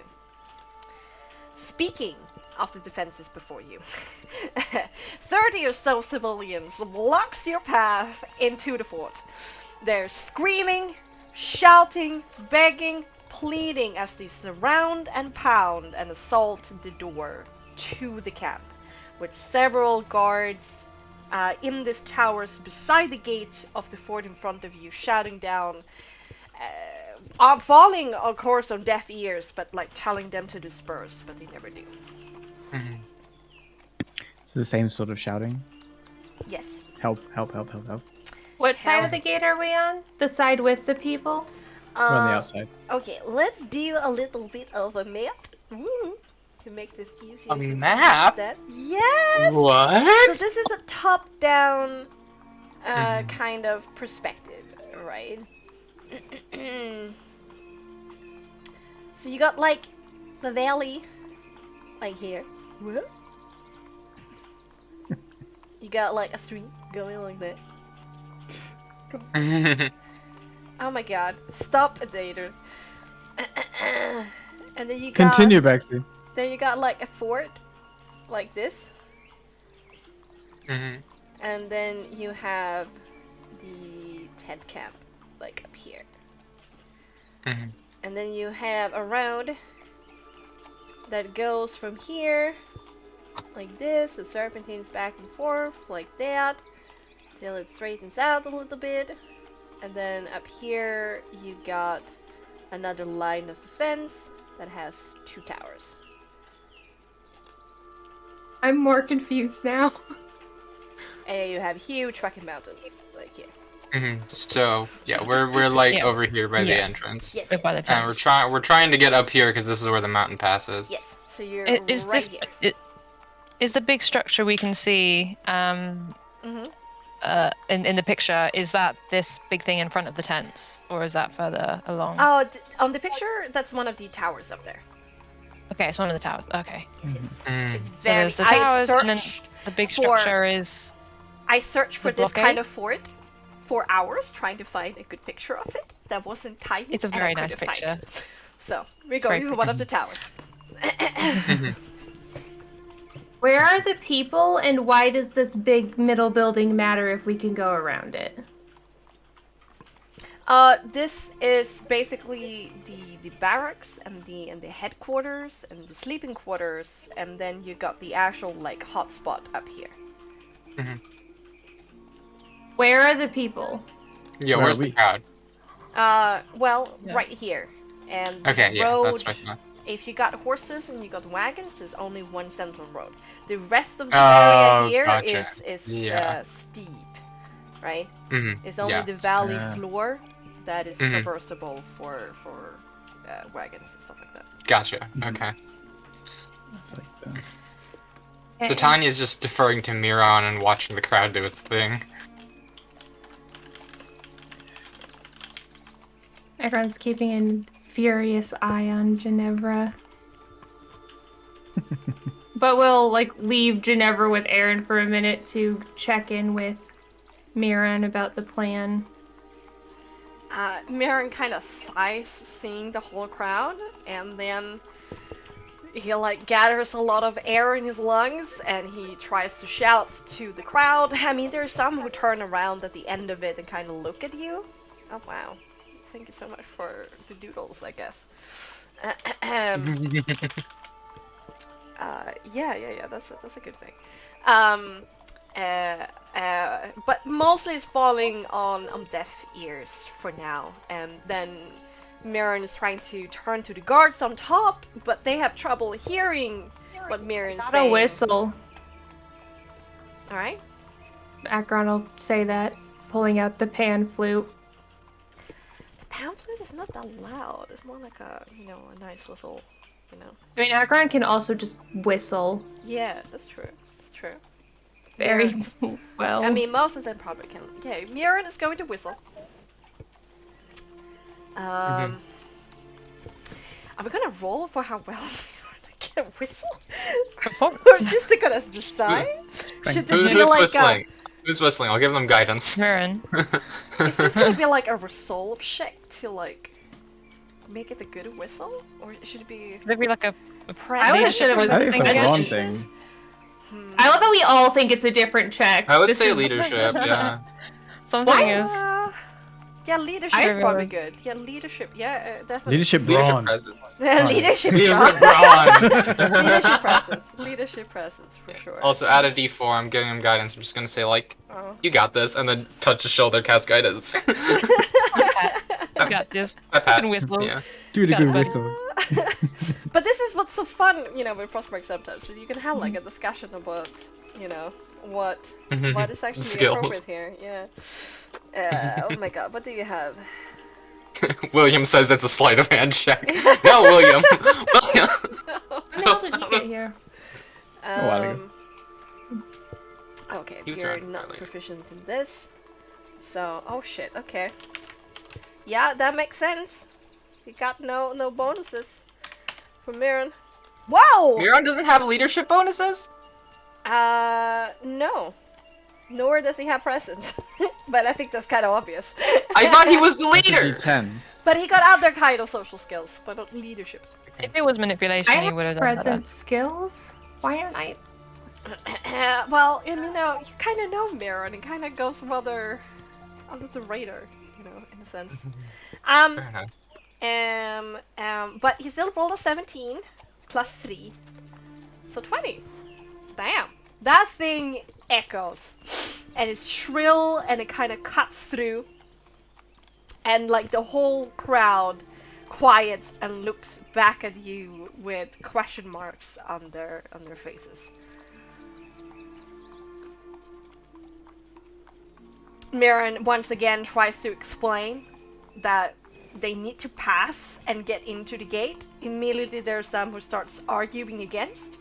Then Silas gets incredibly frustrated and fed up. He cocks his crossbow in his hand, points it towards the group in front of you, Finally. and shouts, "Listen up, you motherfucking parasites! Stop blood-sucking your asses over here and let us through, otherwise somebody's gonna get hurt, you understand me?" He's got this. I'm going back to watch Ginevra to make sure she doesn't do nothing stupid. Don't we have like symbols on us that say we're on? I guess we're not. We kinda don't look do. like we're on church business. Do Never you mind. think they care who sent Yeah. us? That's fair. Silas is only good at deception. Alright, I'm gonna try. With advantage though, considering the situation and you are all armed. Keep pace. I mean, Akron's ready to get down and start brawling people. That's what it comes to. Yo! What he Nice. does. Silence Coming always in. rolls really well. What the hell is up with that? I Have mean, you he rolled a noticed that? 3. He just knocked The out with an NPCs advantage. carrying us right now. Let's go. Thank you, NPCs. Okay. The crowd parts and they're just silent. And just watches Silas with fear. And you just let through. Wow. This became so easy. You're the one who had Silas roll for it. I don't know what you think. Wow. Well, silence always rolls well. What just happened? I mean, I'm not advocating for violence. I'm just saying it tends to work. Yeah, well, okay. Okay. We can walk on through that. Yes. Here we go. That you can. Never gives an apologetic look. Titania's just still head down, doesn't even want to look at anybody. And also, before we got to this point, I forgot to say, she does thank Aaron for his help. That she almost fell off, and he got in the way so that she didn't get pulled off. She does recognize that. It was more of a group effort. Like Akron was also there as like a sort of team thing.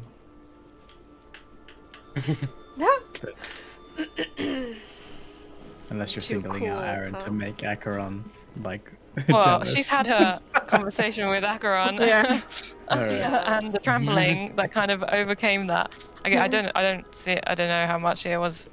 I can't see the scene in my head so much. I know you described that you got Zelia in between the people pulling, and Yeah, we had like way. both of our horses kind of like encircle yours and Yes. like you were the epicenter and we like went around you as a Yeah. She had a conversation with Acheron, and it's not like an effusive thing. It's just like a thank you, Yeah. and right, okay. moves on. Still pretty angry. Yeah, and Aaron's kind of like on edge. He's looking out for threats and like there seems to be a more need for actually focusing on anyone else, but you know, like looking out for threats, people looking to jump them, you know, it's just about security at this point. As we enter, Acheron doesn't look at the people and just blankly ahead, not acknowledging any of them or the part Acheron has played in any of this. Okay. Meulen takes charge once more. Gates opens. There's a lot of guards on the other side that kinda, as soon as you enter, they kinda push forward beyond you and kinda like act like a half circle, pushing people back and preventing them from entering the encampment. And with some effort, I will say, they finally closed the gates behind you, but you have continued walking on.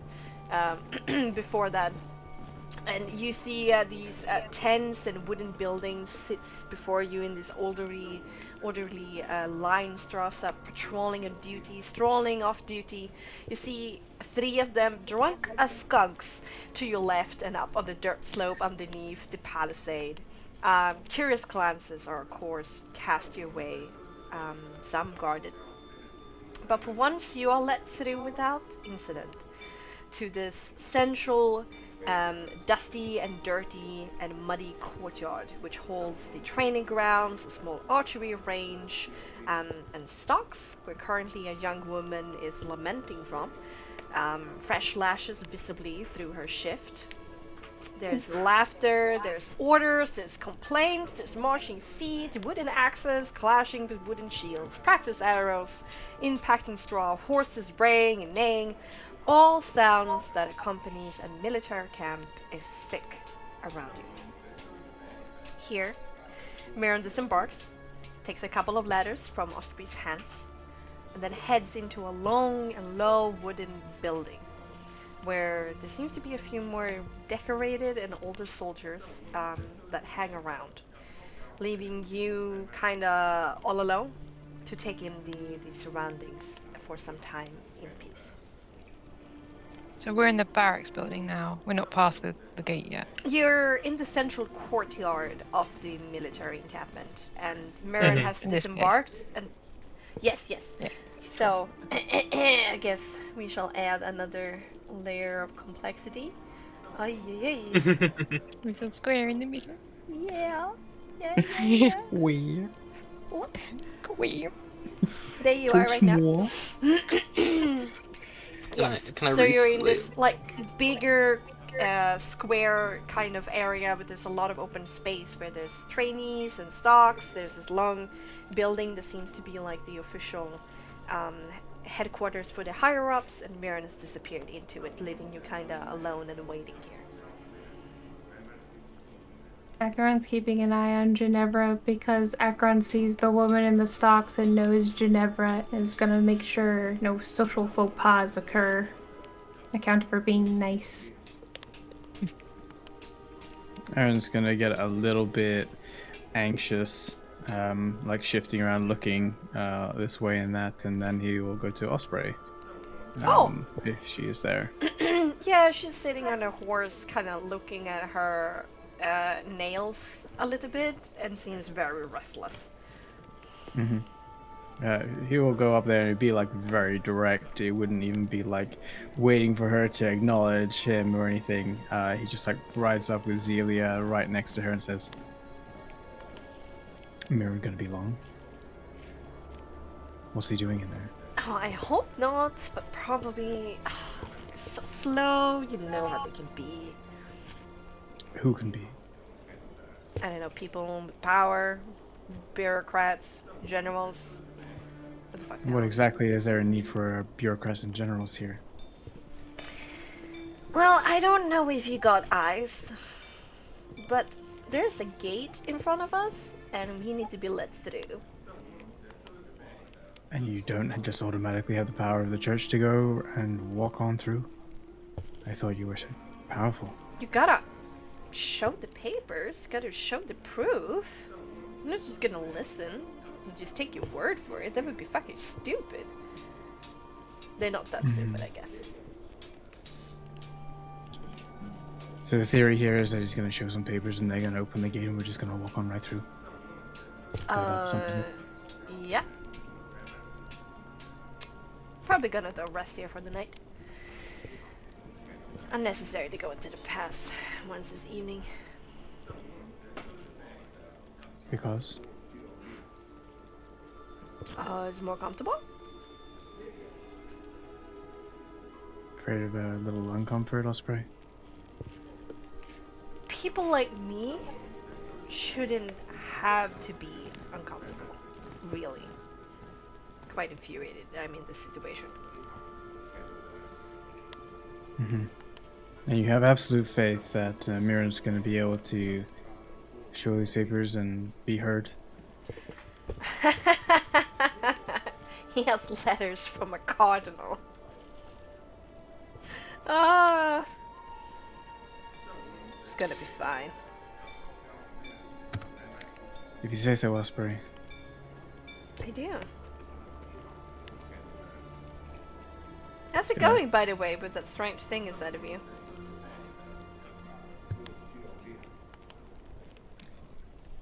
I think that's just, that's all you. I don't know what it is or what you think it is. When I get back to Einar, I would definitely put in a petition to dissect you to finally find out. Where'd you know? Is there any particular reason why you're so fascinated with me?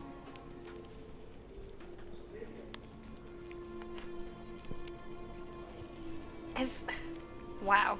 Okay.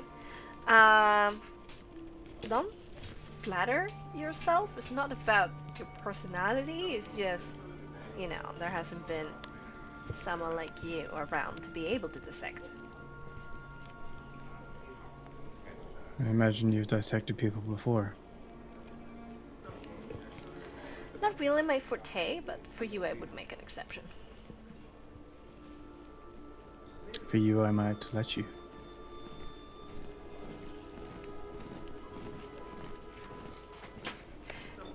Finally, she kind of left without words. Just like, wait, what? And just like happiness, the confusion, this apprehension, and then like, whoa!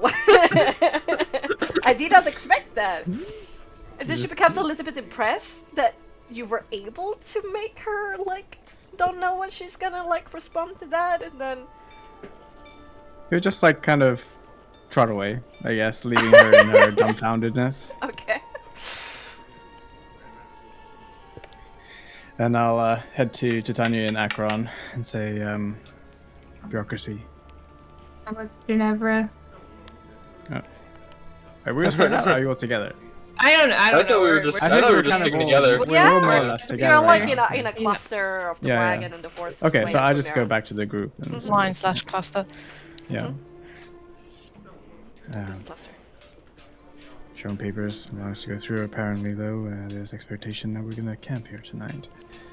Unsurprising. It's not exactly what I had in mind. To be camping inside a cage, more or less, surrounded by angry civilians. I'll kind of look around at the place. Doesn't seem so bad. Reminds me of growing up. I'm more concerned about the soldiers who probably hate us for one reason or another. They won't Are touch we us. surrounded by angry civilians? Because I thought it was just kind of guards and that Well, Well, outside the gate. Outside the walls, Yeah. outside. Yeah, so we're literally in like an encampment with people like Yeah. banging on the gates. Yeah, Yes. on one side, yeah. Okay, Mhm. yeah. The soldiers won't touch us. I'm less worried about the soldiers and more about civilians treating us as soldiers. And should they manage to break through in the night, they won't treat us any different than anyone else. Civilians aren't difficult to take down. Civilians aren't needing to take down Akron. If they're a threat. I'm not gonna pick them over myself. Feel free to make Is- that choice if you like. My concern is that we know from the report that Straza somewhere are acting against our interests.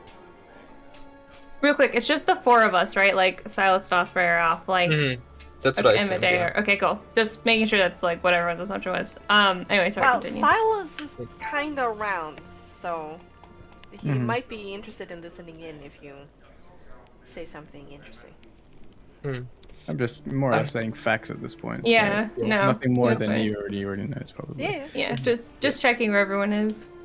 I'm just concerned that the more Straza are nearby, the higher the likelihood of that being a threat is.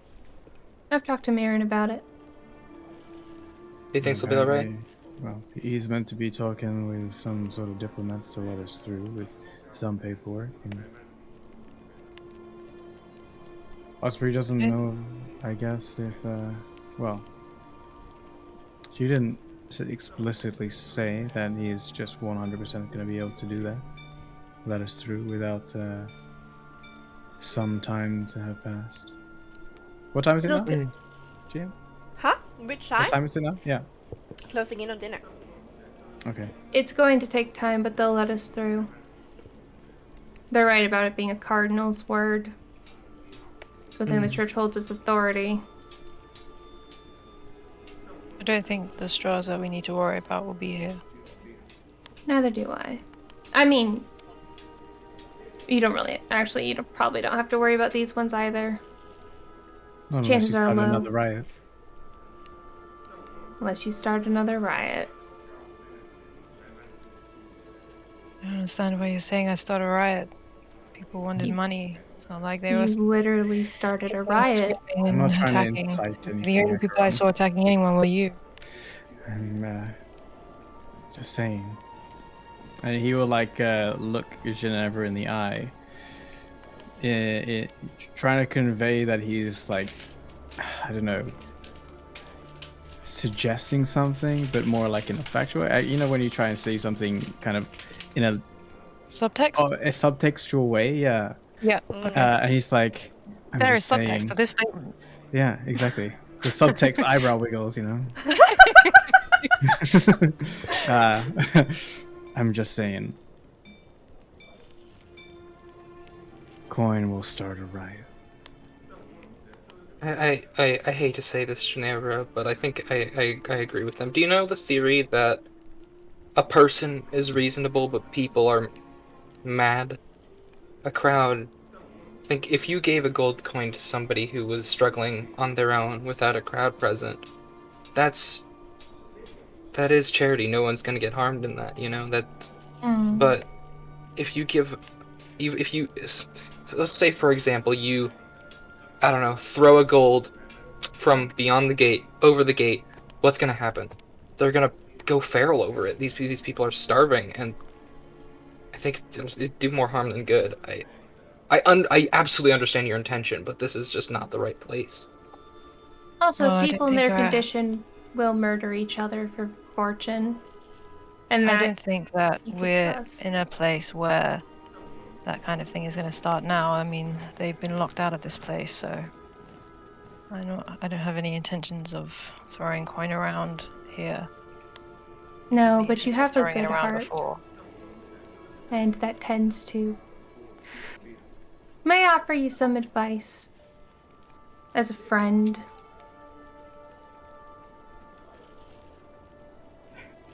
If you wish. You need to start thinking. Because this is going to end. And sure, you signed their contracts, and you're being a good little priestess right now. How do you think this ends when we get back to Ainur? Do you think we're going to be happy with what is going on? You're compassionate and you care. You need to start thinking about what your move is going to be when you can't do that anymore. You think we're getting back to Ainur? Yes? Is there something I should know? You're planning too far ahead, I think. Well, I think it's more effective to adapt to the situation at the time. I tend not to plan to get horribly murdered, and since Ainur is the only logical destination, given our circumstances, yeah, I plan to make it there. There's a lot of space between here and there. But noted. That almost Anyways, sounds like you have other ideas. maybe I'm thinking.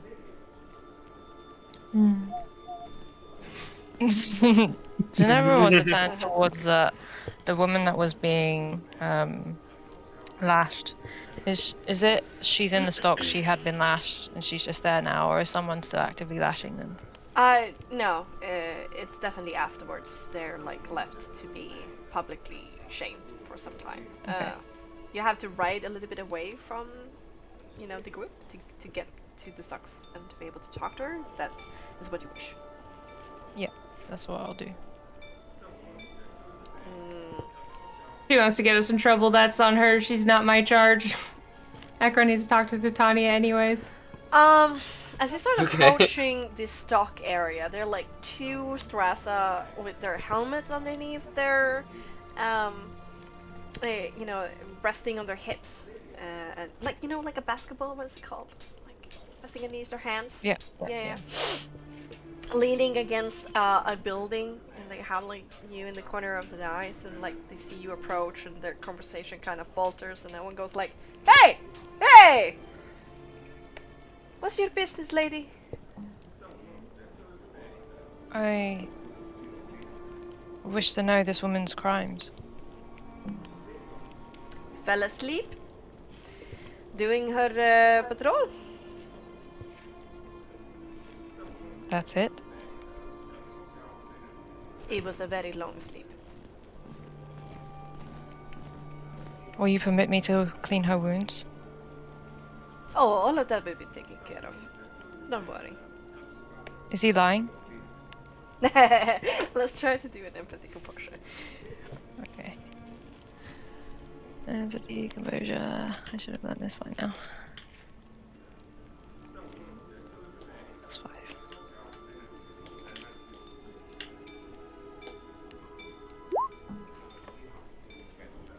Oh damn! Now, yeah. Well, you get the distinct feeling that that soldiers are viewed as assets, and if an asset still works, then you make sure that it continues working.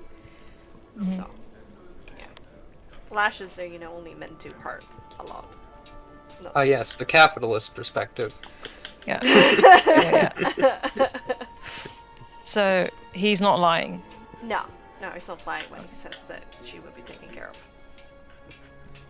Taken care of. I can save Akron them some said. time and do it now. You can watch me if you wish. Oh, but you see, the time is not over. The rules are meant to be followed, yes?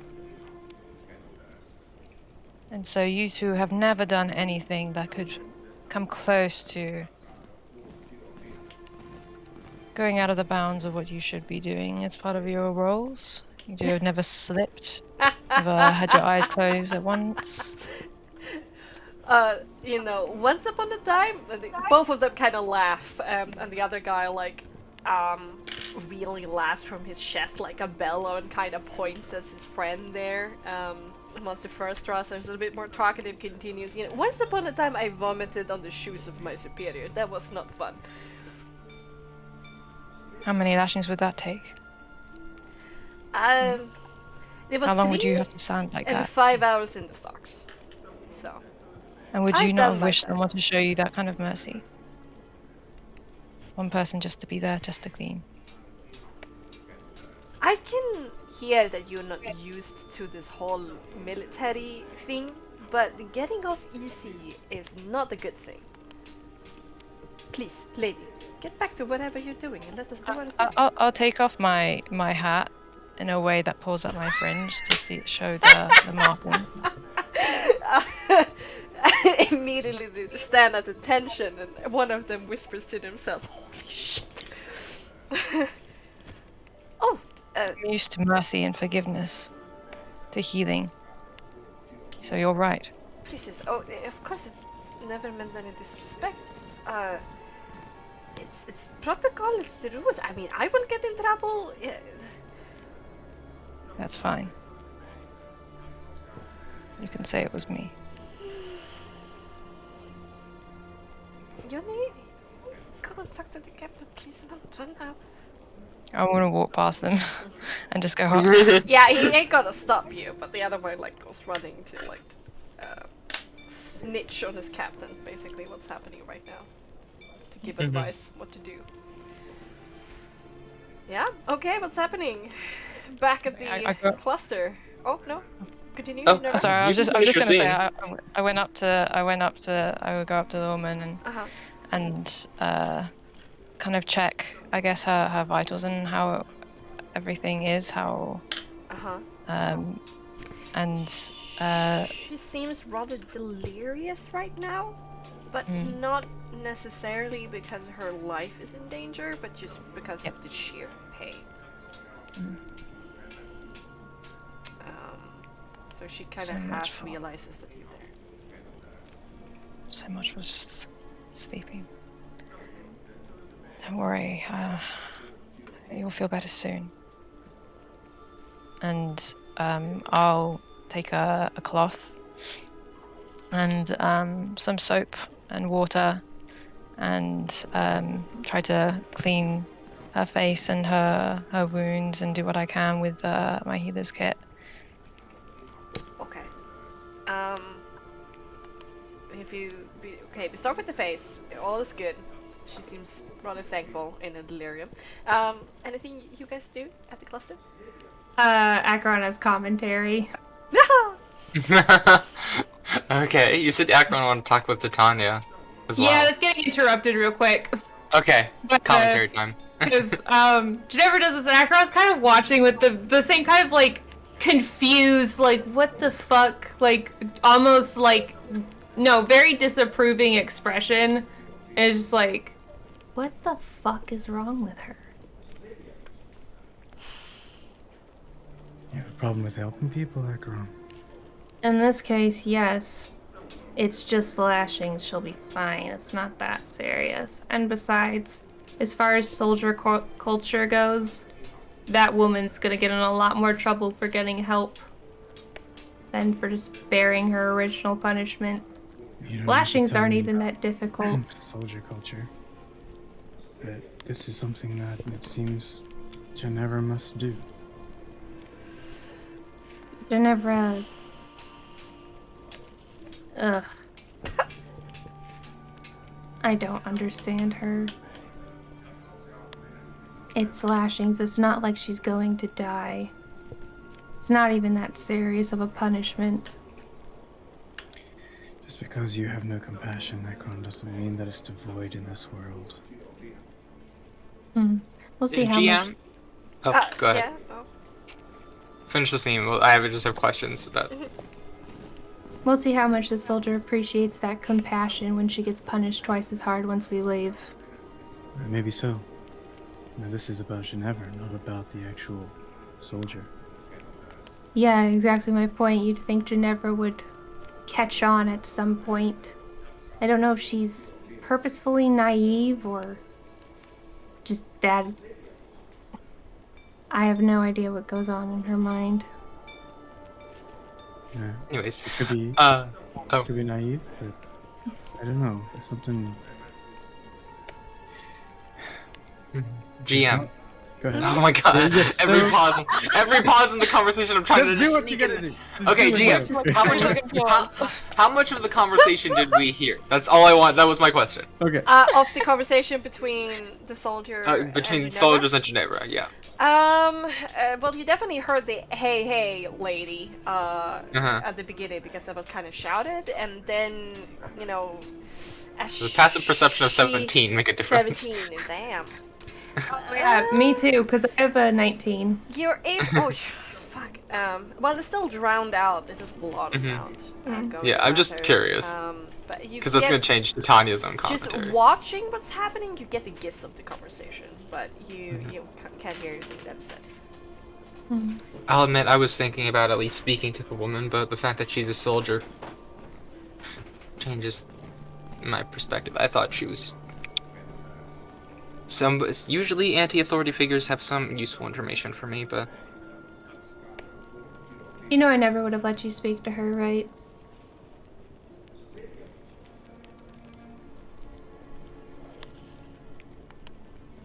I mean, it was worth it would have been worth trying to gather information, and now Genevra's done the job for me, so I'm thankful for her at least. What do you think she's going to get? Well, she got information that means I don't have to, because now I know that that this woman is probably not useful for what I want. Chances are this woman's just a fucking soldier or whatever. Exactly. And is still loyal to the people who hurt them, because guess what? That's how soldiers work. That's how all of this works. Why do you care Care about Me? what?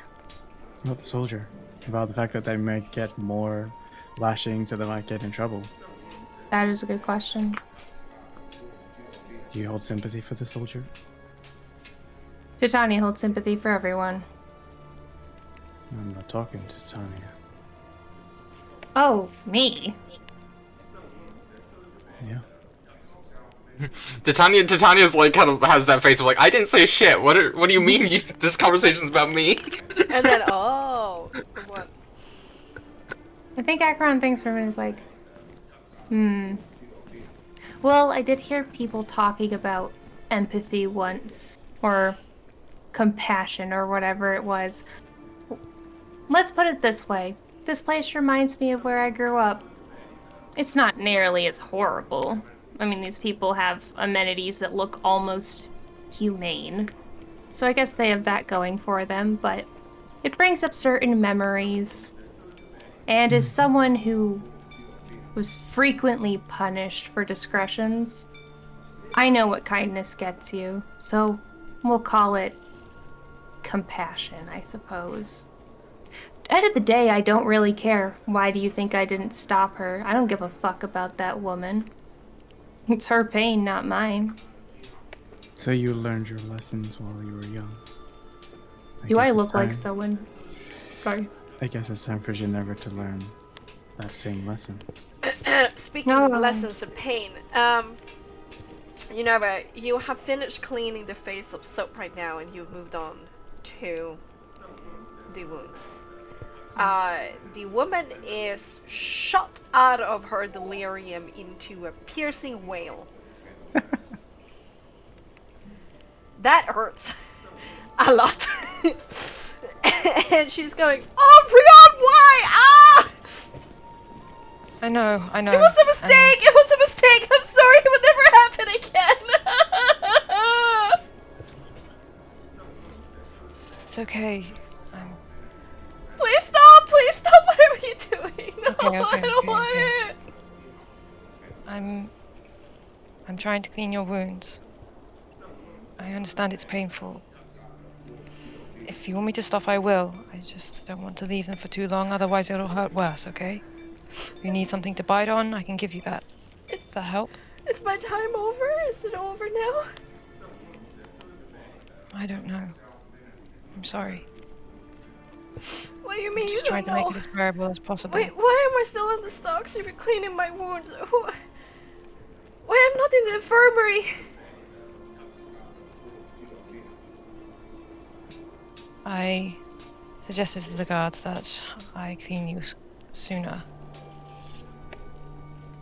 Since she's kind of leaning forward with her head, she's hard for her to look up, so she can't really see your face. So she's like vaguely just moving her head in your direction, so that's why she hasn't commented upon your status as a priest. And immediately she kind of shies away from you and says, "What? No! I must do my time. Leave me be. What are you doing?" Is that what you wish? What the fuck And are you I'll talking move about? I'll move her around to the front of her, Uh-huh. so that she's not having to, speak to a voice that she can see my face. Yes.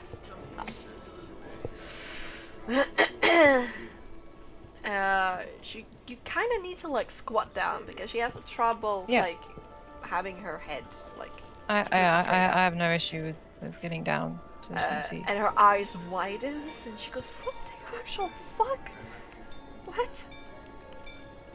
Priestess? Wait, what? Am I dead?" No, you're not dead.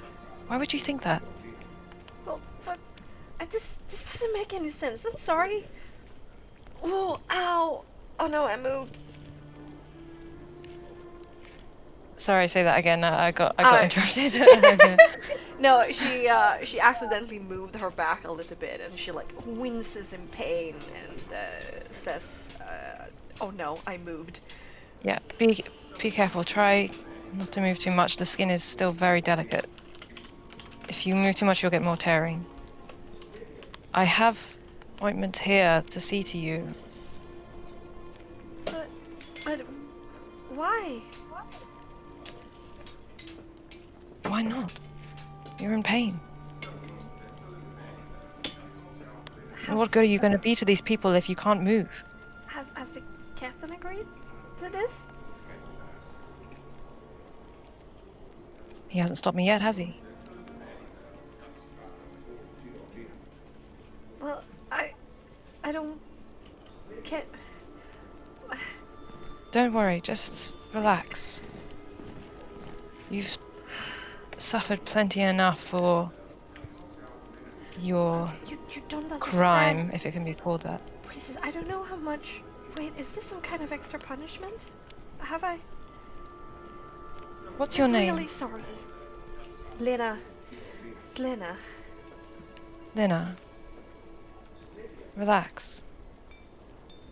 This isn't a punishment. I'm just trying to help. If you wish me to go, I will. I don't understand. Otherwise, I should really clean these wounds. If the captain hasn't agreed and you help me, you do know what's going to happen, right? Everybody's gonna give me shit. So Then I'll make unless sure the the captain captain has agrees. agreed, please don't touch me, okay? At least until I've gotten some poppy in me.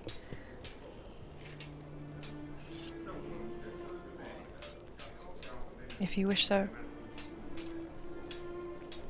She Can I at least give you some food? slowly. Is anybody watching? I'll look. Yeah, did you like what? Staring Still the straight same at you. guards, still there on the other side of the stock, like looking at you apprehensively. Depending on the angle, no. Oh yeah, and there's also a few in the training grounds that have stopped their training, and it's also like wondering why somebody has approached the stock in this way. Someone's approaching. No. There's also a few of those who were at the training grounds, just besides all of this, who have stopped their training and looking and wondering why somebody has approached the stocks in this way. Okay, you.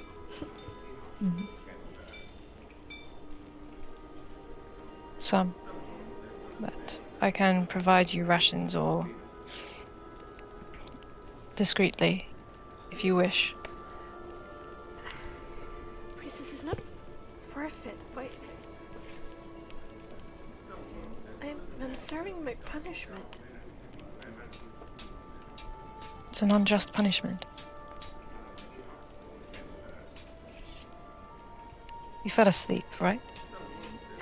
Or was I told wrong? I endangered my fellow kinsmen by doing so. It is just. And you show remorse, yes? Yes. Then why need you suffer anymore? Is that not the point? This is needless, Because this is how things are done.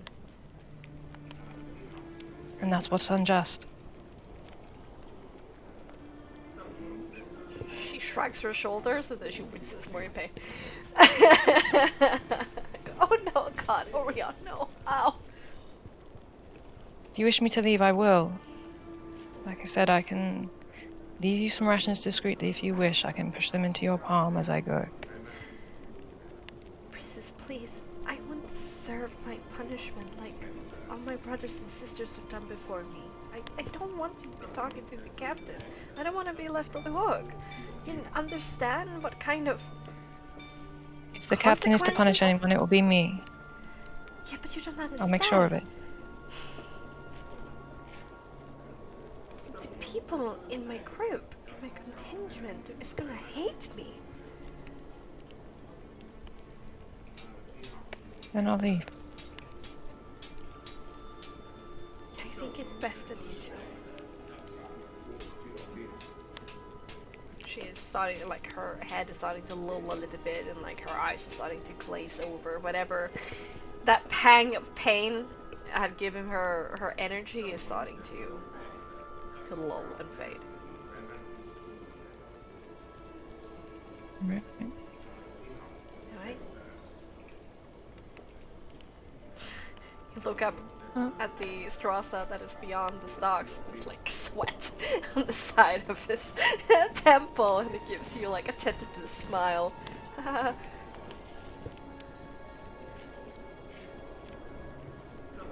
I'll just walk past. Back the to hat the back castle. on. Alright. Yeah.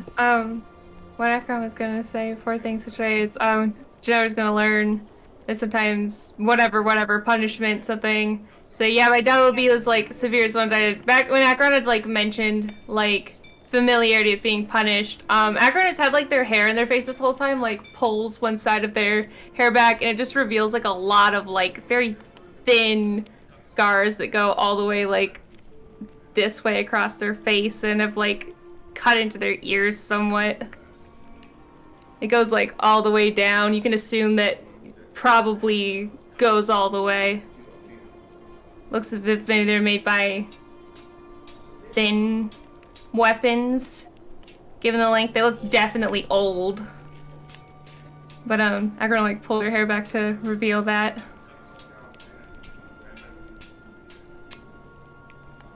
Let it drop. Is that for? Are you doing This it to was- show us, or are you doing just to show?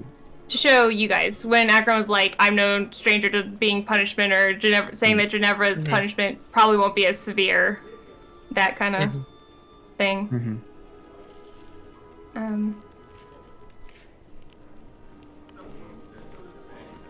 That's a ball.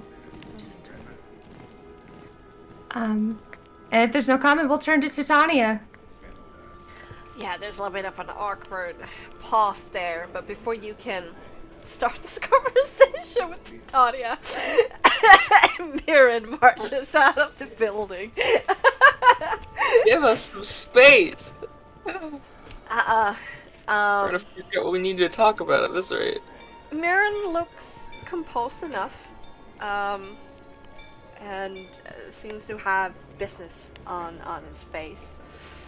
Walks up to all of you and says, right, everything is in order.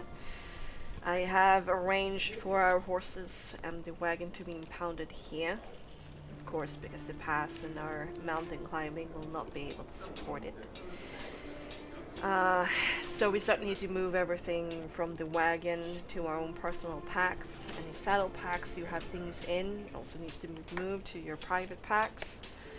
In the question of finding sleeping arrangement, I would not like to sleep inside of these walls for obvious reasons. I have discussed this with the quartermaster. They informed me that there's a place where we can camp out outside that would be suitable and away from the tent camp. And that they will be expecting us in the morning up by the gate and let us through. So, this is the last bit of civilization that we'll have for some time. So if there's anything that you need to do or have repaired, now is the time.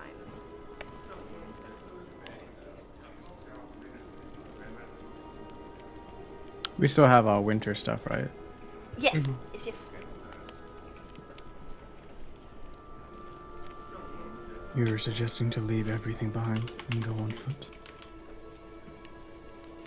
There's not about want or desire.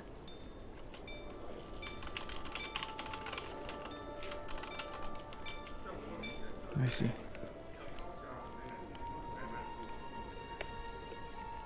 Any particular reason why you feel it's unsafe within the barricade? Maybe it just reminds us of home. Akron said, clearly meaning to cut at any agent here. There's a little bit of sighs coming from all the agents.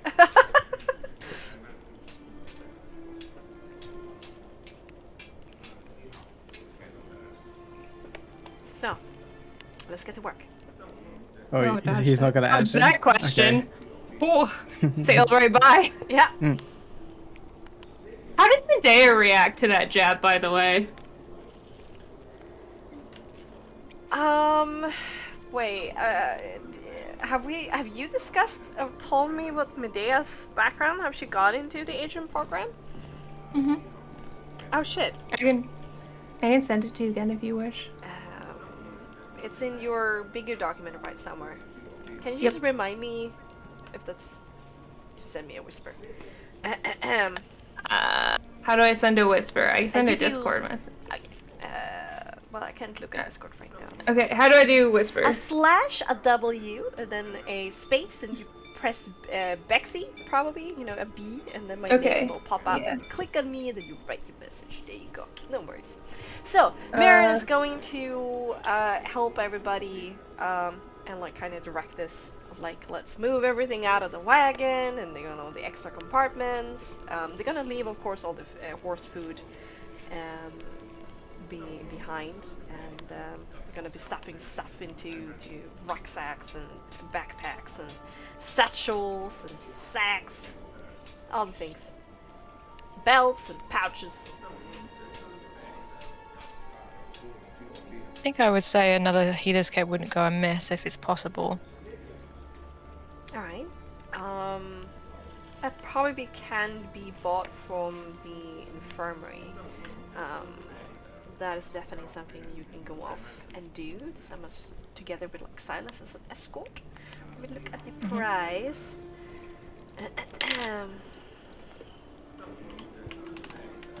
Do I get given money for that? Yes, since that's a smaller purchase, that can cover a bit of the money that they have. Sounds like a good purchase as well.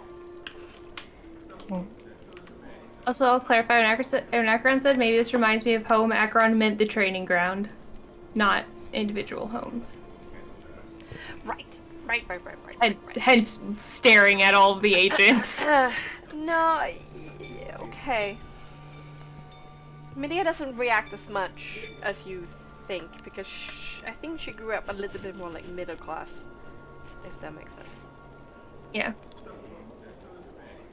But she also seems more happy about being away from all of this, you know, unnecessary stress and people pounding at the gates. Where are we? There we are.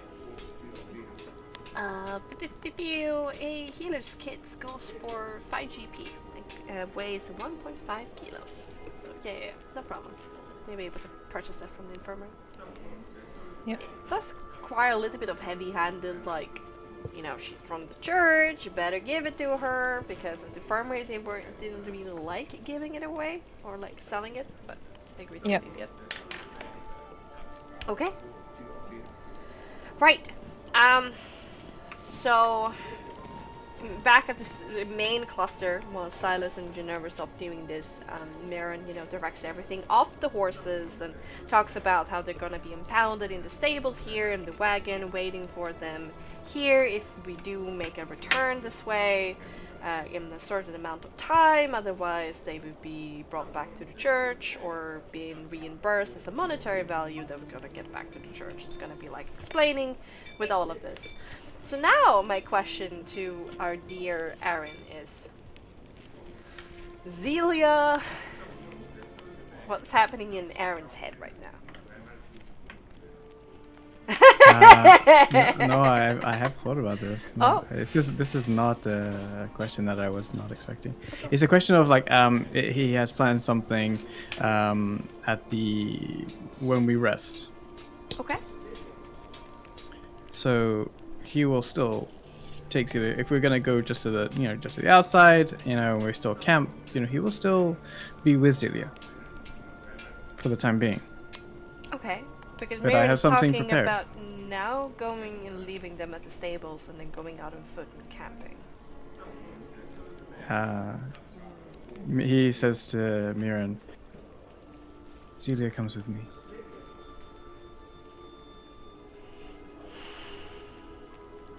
That's not possible. She won't be joining us, but she stays with me for now. I want to reassure you, Mirren, that she won't encumber us tomorrow.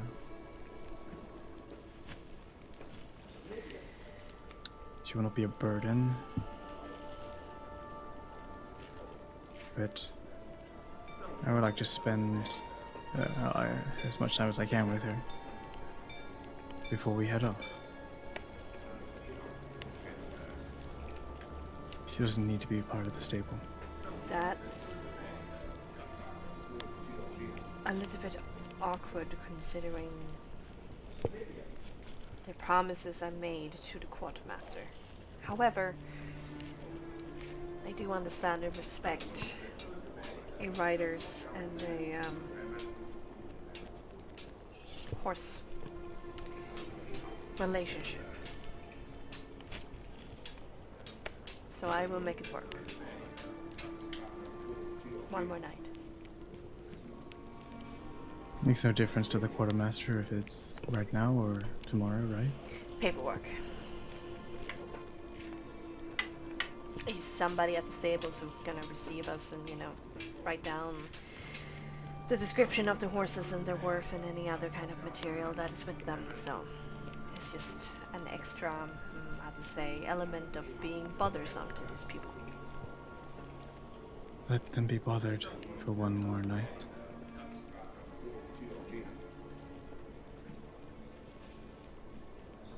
He looks into your eyes for a while and kind of gauges your, emotional investment in this. And then eventually he nods slowly and says, very well. One more night.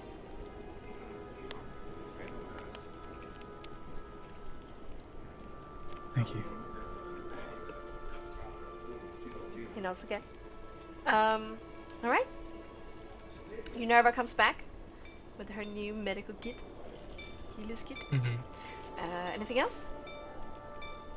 I still have to talk to Titania. Yeah, I've. Kind of Yep. busy right now with the packing and stuff like that. Just at some Yeah. point. We can Not wait for till packing. camp, but Okay, wait. I'm not. I don't Probably. need packing.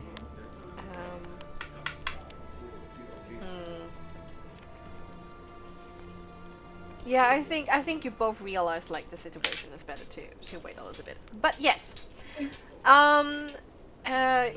You eventually the wagon gets moved to this other building together with the horses, a bunch of paperwork goes on, is half an hour of stuff to do, and then this whole party takes everything that basically you own except for the horse feed into their own pack bags and rucksacks, puts it on their backs. You're led by a Strasser through the camp, who takes you to actually a secret side door and mentions to you that this is way easier than what you did beforehand. But it was impossible for you to do this anyway because of the wagon. But now with Celia, it's just going to be a little bit awkward, but possible. You get out of the military encampment, here on the side. The Strasser says goodbye and mentions to you that it's just to approach the gate in the morning. Just make sure to not come later than then, because otherwise that would be seen as suspicious.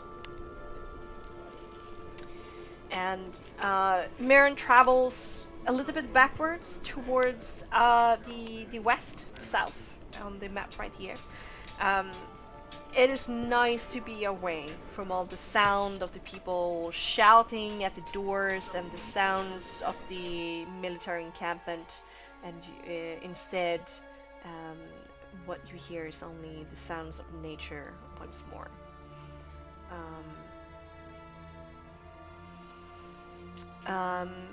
Eventually he stops by the shore of a particularly wide part of the valley stream. There's somewhat of a patch of grass here and some trees at your back. When the camp has been set up, you settle in, watching the lights of the military camp to your left and the civilian tent camp to your right in the distance. Yes, be my guest. What's going on? I have 2 people left to talk to. If I don't get to both of them this session, that's fine. I've been talking a lot, but that's just because I haven't talked much as background in the last couple days, so... I also have 2 people I want to talk to, one of which is Akron. Wow. Yeah, I have like timeline-sensitive stuff I have to get done before we go through the past, and now we're here, and I'm like, shit, I didn't bring this up ever. So Akron and Titania wants to talk to each other, Yeah. and then Aaron has an important thing to do. Ginevra? Anything specific you want to do tonight? Because you know how to put the things up. No. Okay, Ginevra's fine. Okay, and Akron, who do you want to speak to? That is number 2. Medea. Medea. Medea's the other person. You also want to speak to Medea?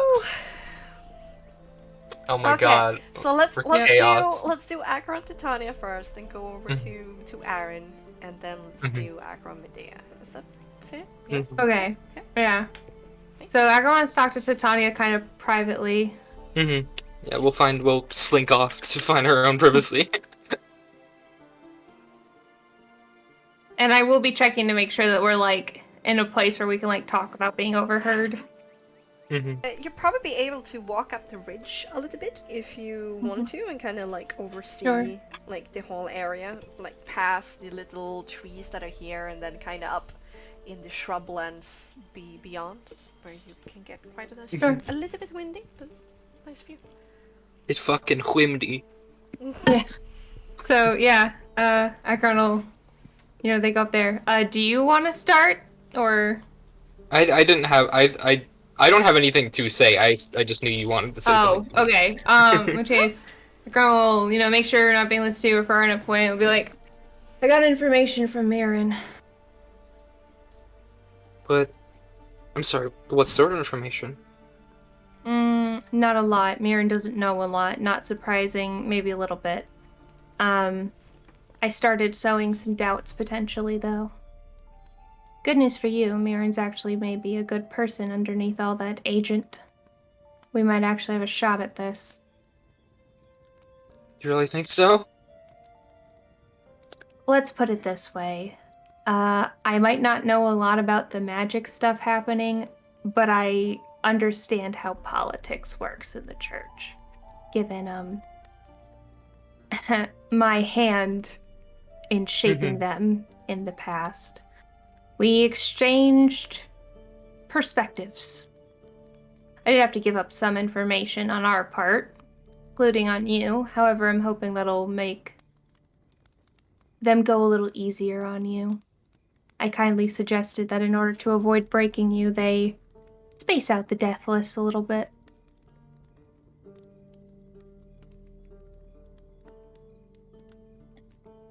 That was unnecessarily cruel, if not unexpected. The death list? Yeah. Akron nods. Not an agreement, but understanding where you're coming from. Yeah, the Titania will say they weren't doing anything. The Twin Star Society. They were just old men playing in secrecy now that they've grown too rich and fat to have anything fun in their lives. And they happened to stumble upon whatever that might be, and that That's the dangerous thing at playing Really is lofty games. They wanted to pretend they were important, and somewhere along the way they convinced someone they were.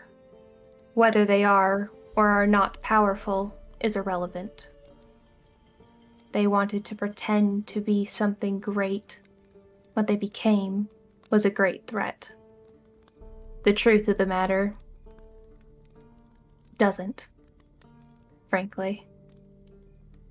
How they're perceived is the only truth that matters in their survival. And they lost that game.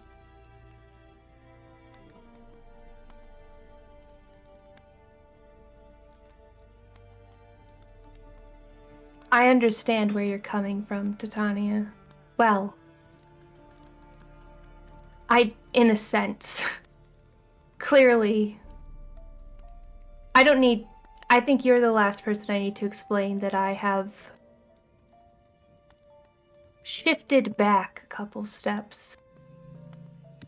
Perhaps. I'm worried about you, you know.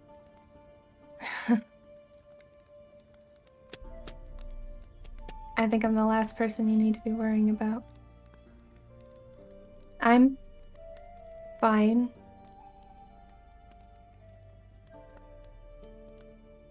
Are you? I don't believe you.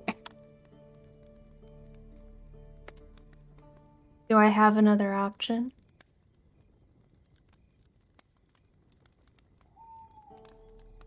Oh, that makes two of us, doesn't it? I will reach out and, put a hand on Titania's back. And rub it a little bit, trying to be soothing. Mm-hmm. I understand that. Thank you for the concern. I'm sorry that I've made you worry, and if it helps, I'm not too pleased with my own slip up myself, but end of the day, it's safer for me. It feels safer. I don't know how to deal with basic emotions, let alone the ones that come with finding out the best years of your life for a lie. And that the only girl you've ever loved hates you for it. These are too complicated and too painful for me to know how to deal with. You want me to talk to her? And say what? I don't know, just...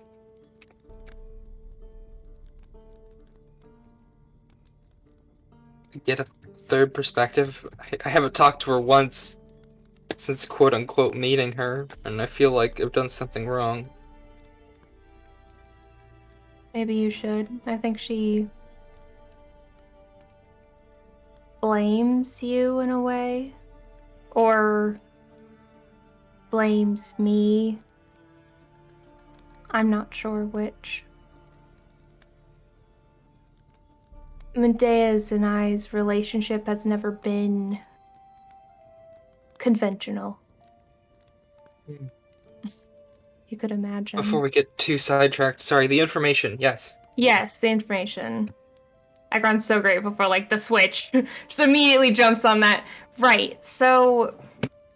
doesn't know what is up with the Ravenmoors allying with the church. However... I'm trying to think back to what exactly I have. Okay, so... it was more I suggested things and got reactions before I exactly go off on anything. So... Mirren is willing, obviously, to let you meet with the Ravenmoors. Mirren found interest in my idea that perhaps Irene's game was a political one. For what end, neither of us know. Mirren, however, did not seem to outright disbelieve that this could be the possibility. Mirren is aware of the Straza with the weird magic stuff, and mentioned that he assumes the church is going after when we find out about the Devil Rock, the church will step in to some degree. I think he thinks it'll be an intervention.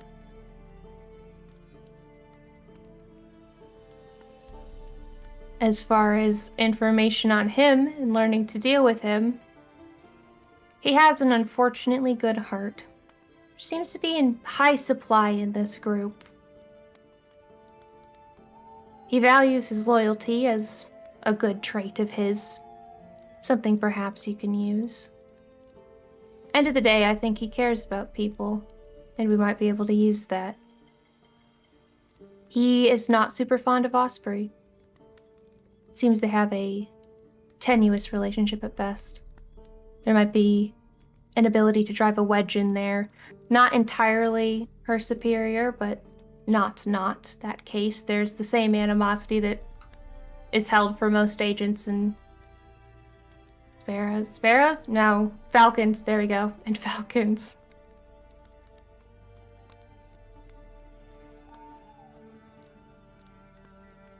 Whatever Irene's doing, however, she sent a diplomatic party almost entirely, with the exception of Silas, who does bodyguard work.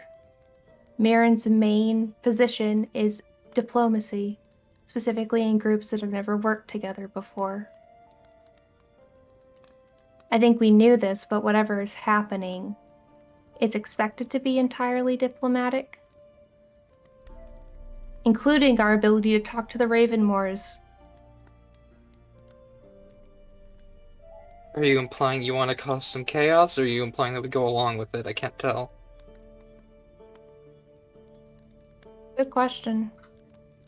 I think there are wedges to be driven, should we decide to. I've sown a couple doubts. I had an interesting thought that if this is a political move, perhaps the reason no other cardinal can get a foothold in Ravenmoor territory is due to their unique ally.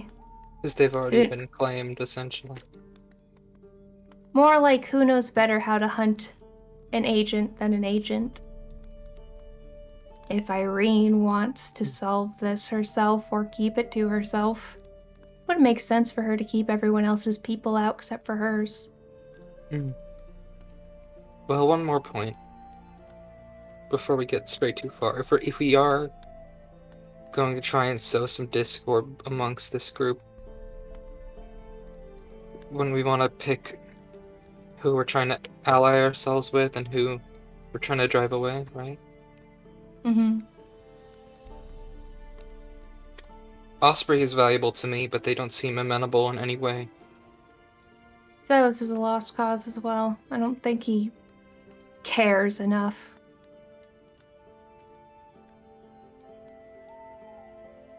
So we try to get an in with Medea and Miron then? Is that how it is? We potentially have an in with Medea. Unfortunately, I can't honestly say either way if it came down to it whether she'd actually be able to kill me or not. Mirren, I think it's the same thing I keep telling everyone. I think his good heart might be his downfall. I wouldn't put all my eggs in that basket. He is still an agent. However, he did seem disquieted by the thought that agents might be being killed by other agents, or some of the more... I mentioned our war theory.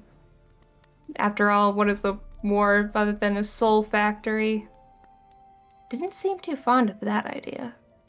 But also, didn't seem to disbelieve that it would happen either.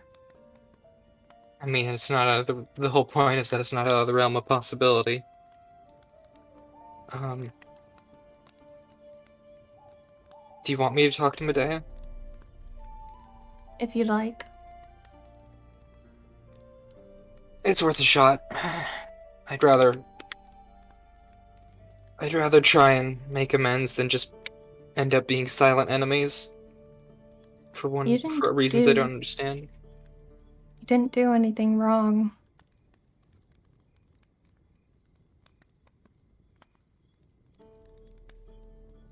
Nonetheless.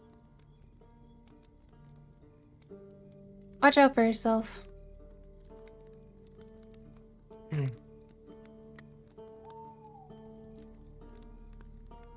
I will, yeah.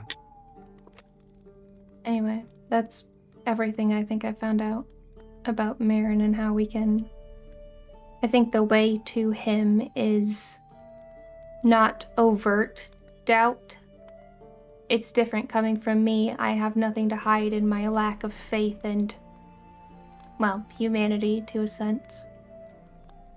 But I think playing on the idea of obscene loss of life and corruption of Rion's church's actual messages might be the way.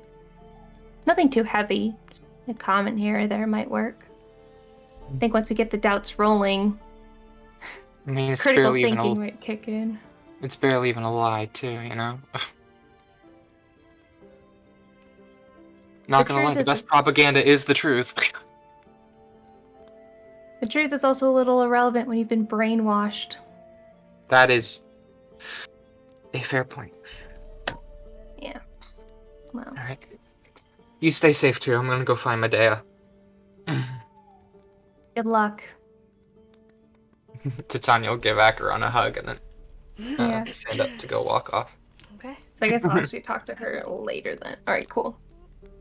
Okay. Alright, so what's the plan, Mr. Styrian? You said you wanted to do Aaron first, and then we can come back around to me? I said, what's the plan, Mr. Styrian? Oh, gotcha. Sorry, I did not hear that. How dare you? No, it's okay. Okay. So, during the campfire, I guess, during the night as the rest of the party are doing their thing, Aaron's going to be spending a bit more time, even though he does enough already, spends more time with Zelia in terms of just brushing her and taking the saddle off and the rugs and such and the bridle bit. And he wants to lead Zelia slightly away from the camp. Okay. Like a little moonlight walk, shall we say. Cue Aaron Sentimental? Sorry? Song? Gonna cue the song? No. Carry on. No, not to dance, don't worry. So when he's far enough away, he's going to be walking side by side with Zelia, and he will softly speak in Elvish. Oh. Gotcha. And he will say, for the benefit of everyone else, he will say, "Hey girl, looks like it's time for us to split up again. I know. You hate it when we're not together. I know you hate the loneliness and the dark. But hey, we always find each other again, don't we? It's been a while since we've parted ways. And it's been a long road we traveled together. It's time for you to get some rest. To be free for a time. Until you hear my call on the whispered winds once more. Come. It's time. Let's be on with it. Let us say our goodbyes. She, moves up and do the whole thing forehead to forehead for some time. Her long lashes, and her eyes like half shut. After that moment, he will take 3 paces back from Zelia, and in a formal pose, he will bow with respect. And Zelia, in response, as having done several times before, would kneel down on one knee in response. And then he will speak in Celestial. Pulling at the big guns here now. And he will say these words, which sound like ringing glasses, I suppose, in as much of a celestial tongue as it can be done. The words, somewhere in time zone space. The sweet pastured space where the creeks sing on and tall trees grow. Some paradise where the great horses go. For by the love that guides my blade, I know great spirits live again. And he will flash out to the side, conjuring the sword, and he will slash her throat. And as the blood pours from her neck, he will catch her until her body goes limp, and whisper in her dying breaths, until we meet again.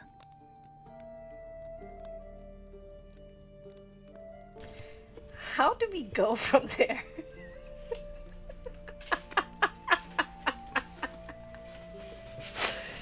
Wow. Is that how your Find Steed spell works? What the fuck? You had me in the first half, not gonna lie. Ay. Yeah, Whoa. yeah, all of that It's kinda- happens. That's kind of metal, though. That's kind of metal, yeah. Yeah, sad. It's metal sad as and fuck. metal. And he will come back, with obviously with a sword unsummoned once more, alone. Savage. Lord. Where's Zelia? The episode where we cry over a horse. Haunts. The haunts. Okay. And sit down and like stare into the fire. All right. Okay. Yeah, like nothing has happened. Meulen does give you a look, like where's the horse? But then he kind of looks away, assuming that you just let her roam. Mhm. Just released her to the 4 winds, but you released her completely. Yeah. Damn, I'm a little bit taken aback. So, what's next on the agenda, huh? Titania's looking for Medea. Alright, well, yeah, Medea's is by the central campfire. You know, food and taking care of equipment, kind of things. Titania will kind of not like hesitation very plain on her face, not really knowing what to do, kind of sidle up nearby and say, "Excuse me, I know we haven't really talked yet, but could we speak in private? I just wanted to introduce myself more than we have." It's a little bit of a complicated theater of emotions playing on her face, but then she kind of gathers all up and bears it deep within herself, and she just curtly nods and says, "Of course." Alright, I will, I guess, take her aside again. And just trying to find someplace private. And you want to go down to the stream, like upstreams, downstreams, up the ridge. Probably upstream. Okay. Go a little bit upstream, a little bit closer to the military encampment. Yeah. And I'll just say, I realized yesterday that we hadn't talked yet during our travel time, and I guess I wanted to amend that. Kai's spoken a lot about you, you know.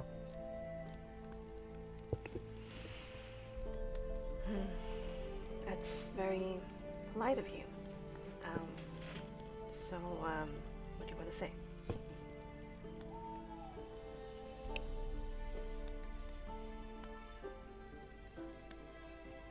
It just...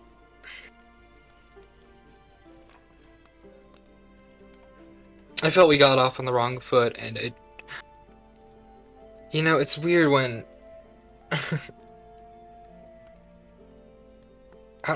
maybe I don't know if you've had this experience before, but like a friend tells you stories about another friend of theirs or significant other, and then you finally meet them and you want to just treat them as a friend, but there's just a lot of complicated circumstances at hand. But I just wanted to let you know it's nice to finally meet you. If reports count, then yes.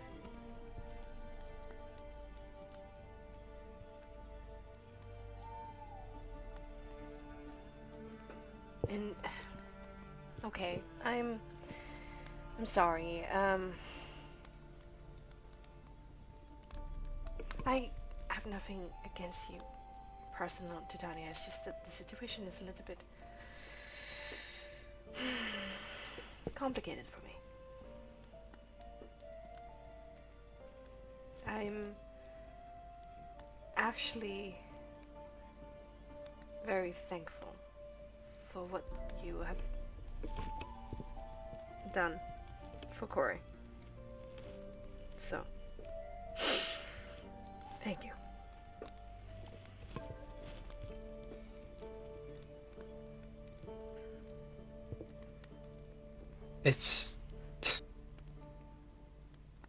I appreciate that, even though I can only assume what you mean. I don't want to dig too deep into it. I know it's really private and personal.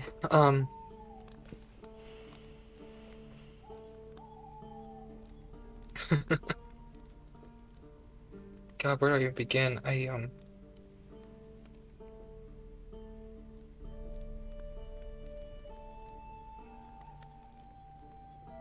It's very strange to say. I don't mean you all harm. The reason I'm so tight saying this to you is because I think you're the only person who might actually believe a little bit of it, but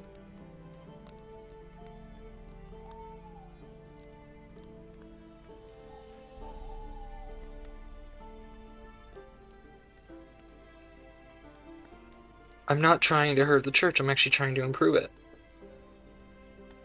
I think it's,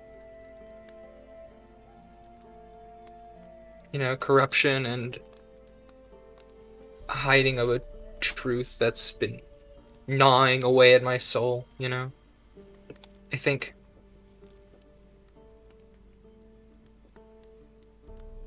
learning more and letting people know will help the church itself as well as other institutions and peoples and cultures, And I apologize for eavesdropping, but I heard about your experience with death, and Immediately she turns a little bit guarded, crosses her arms over her chest, leans back on her back foot.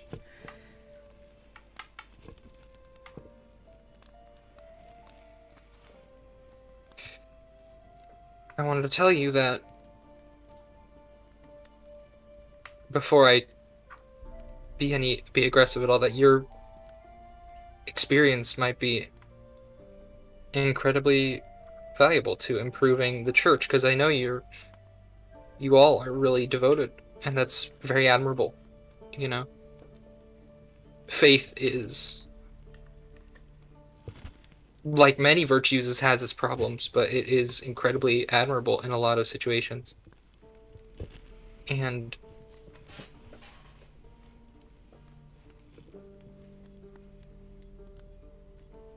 if you believe me, I would love to talk more about it. And if not, maybe we can just be as good of acquaintances as we can in these terrible circumstances. But I just wanted to let you know that because Acheron cares about you, I care about you, and you are important. Not just Not just as part of my own ambitions, but also as a person.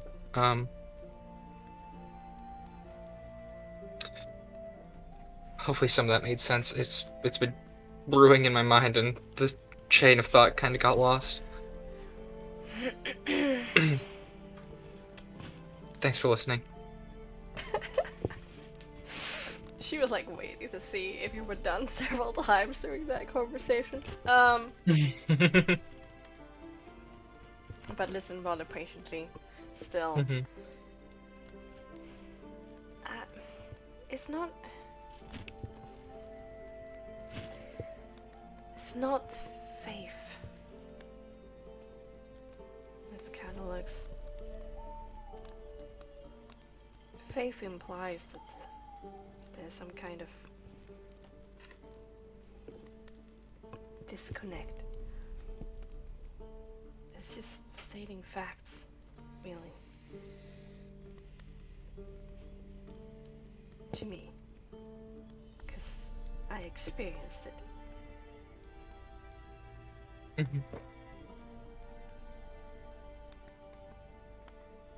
And really, I don't want to talk about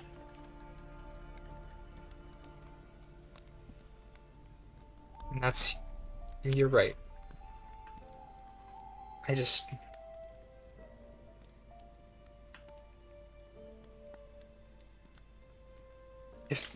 Maybe this isn't the right thing to say, but if the burden is ever too heavy to bear and you want to talk about it with someone, maybe me, even though you know I have ulterior motives, I'm not gonna lie about that. I have things I want to do, and you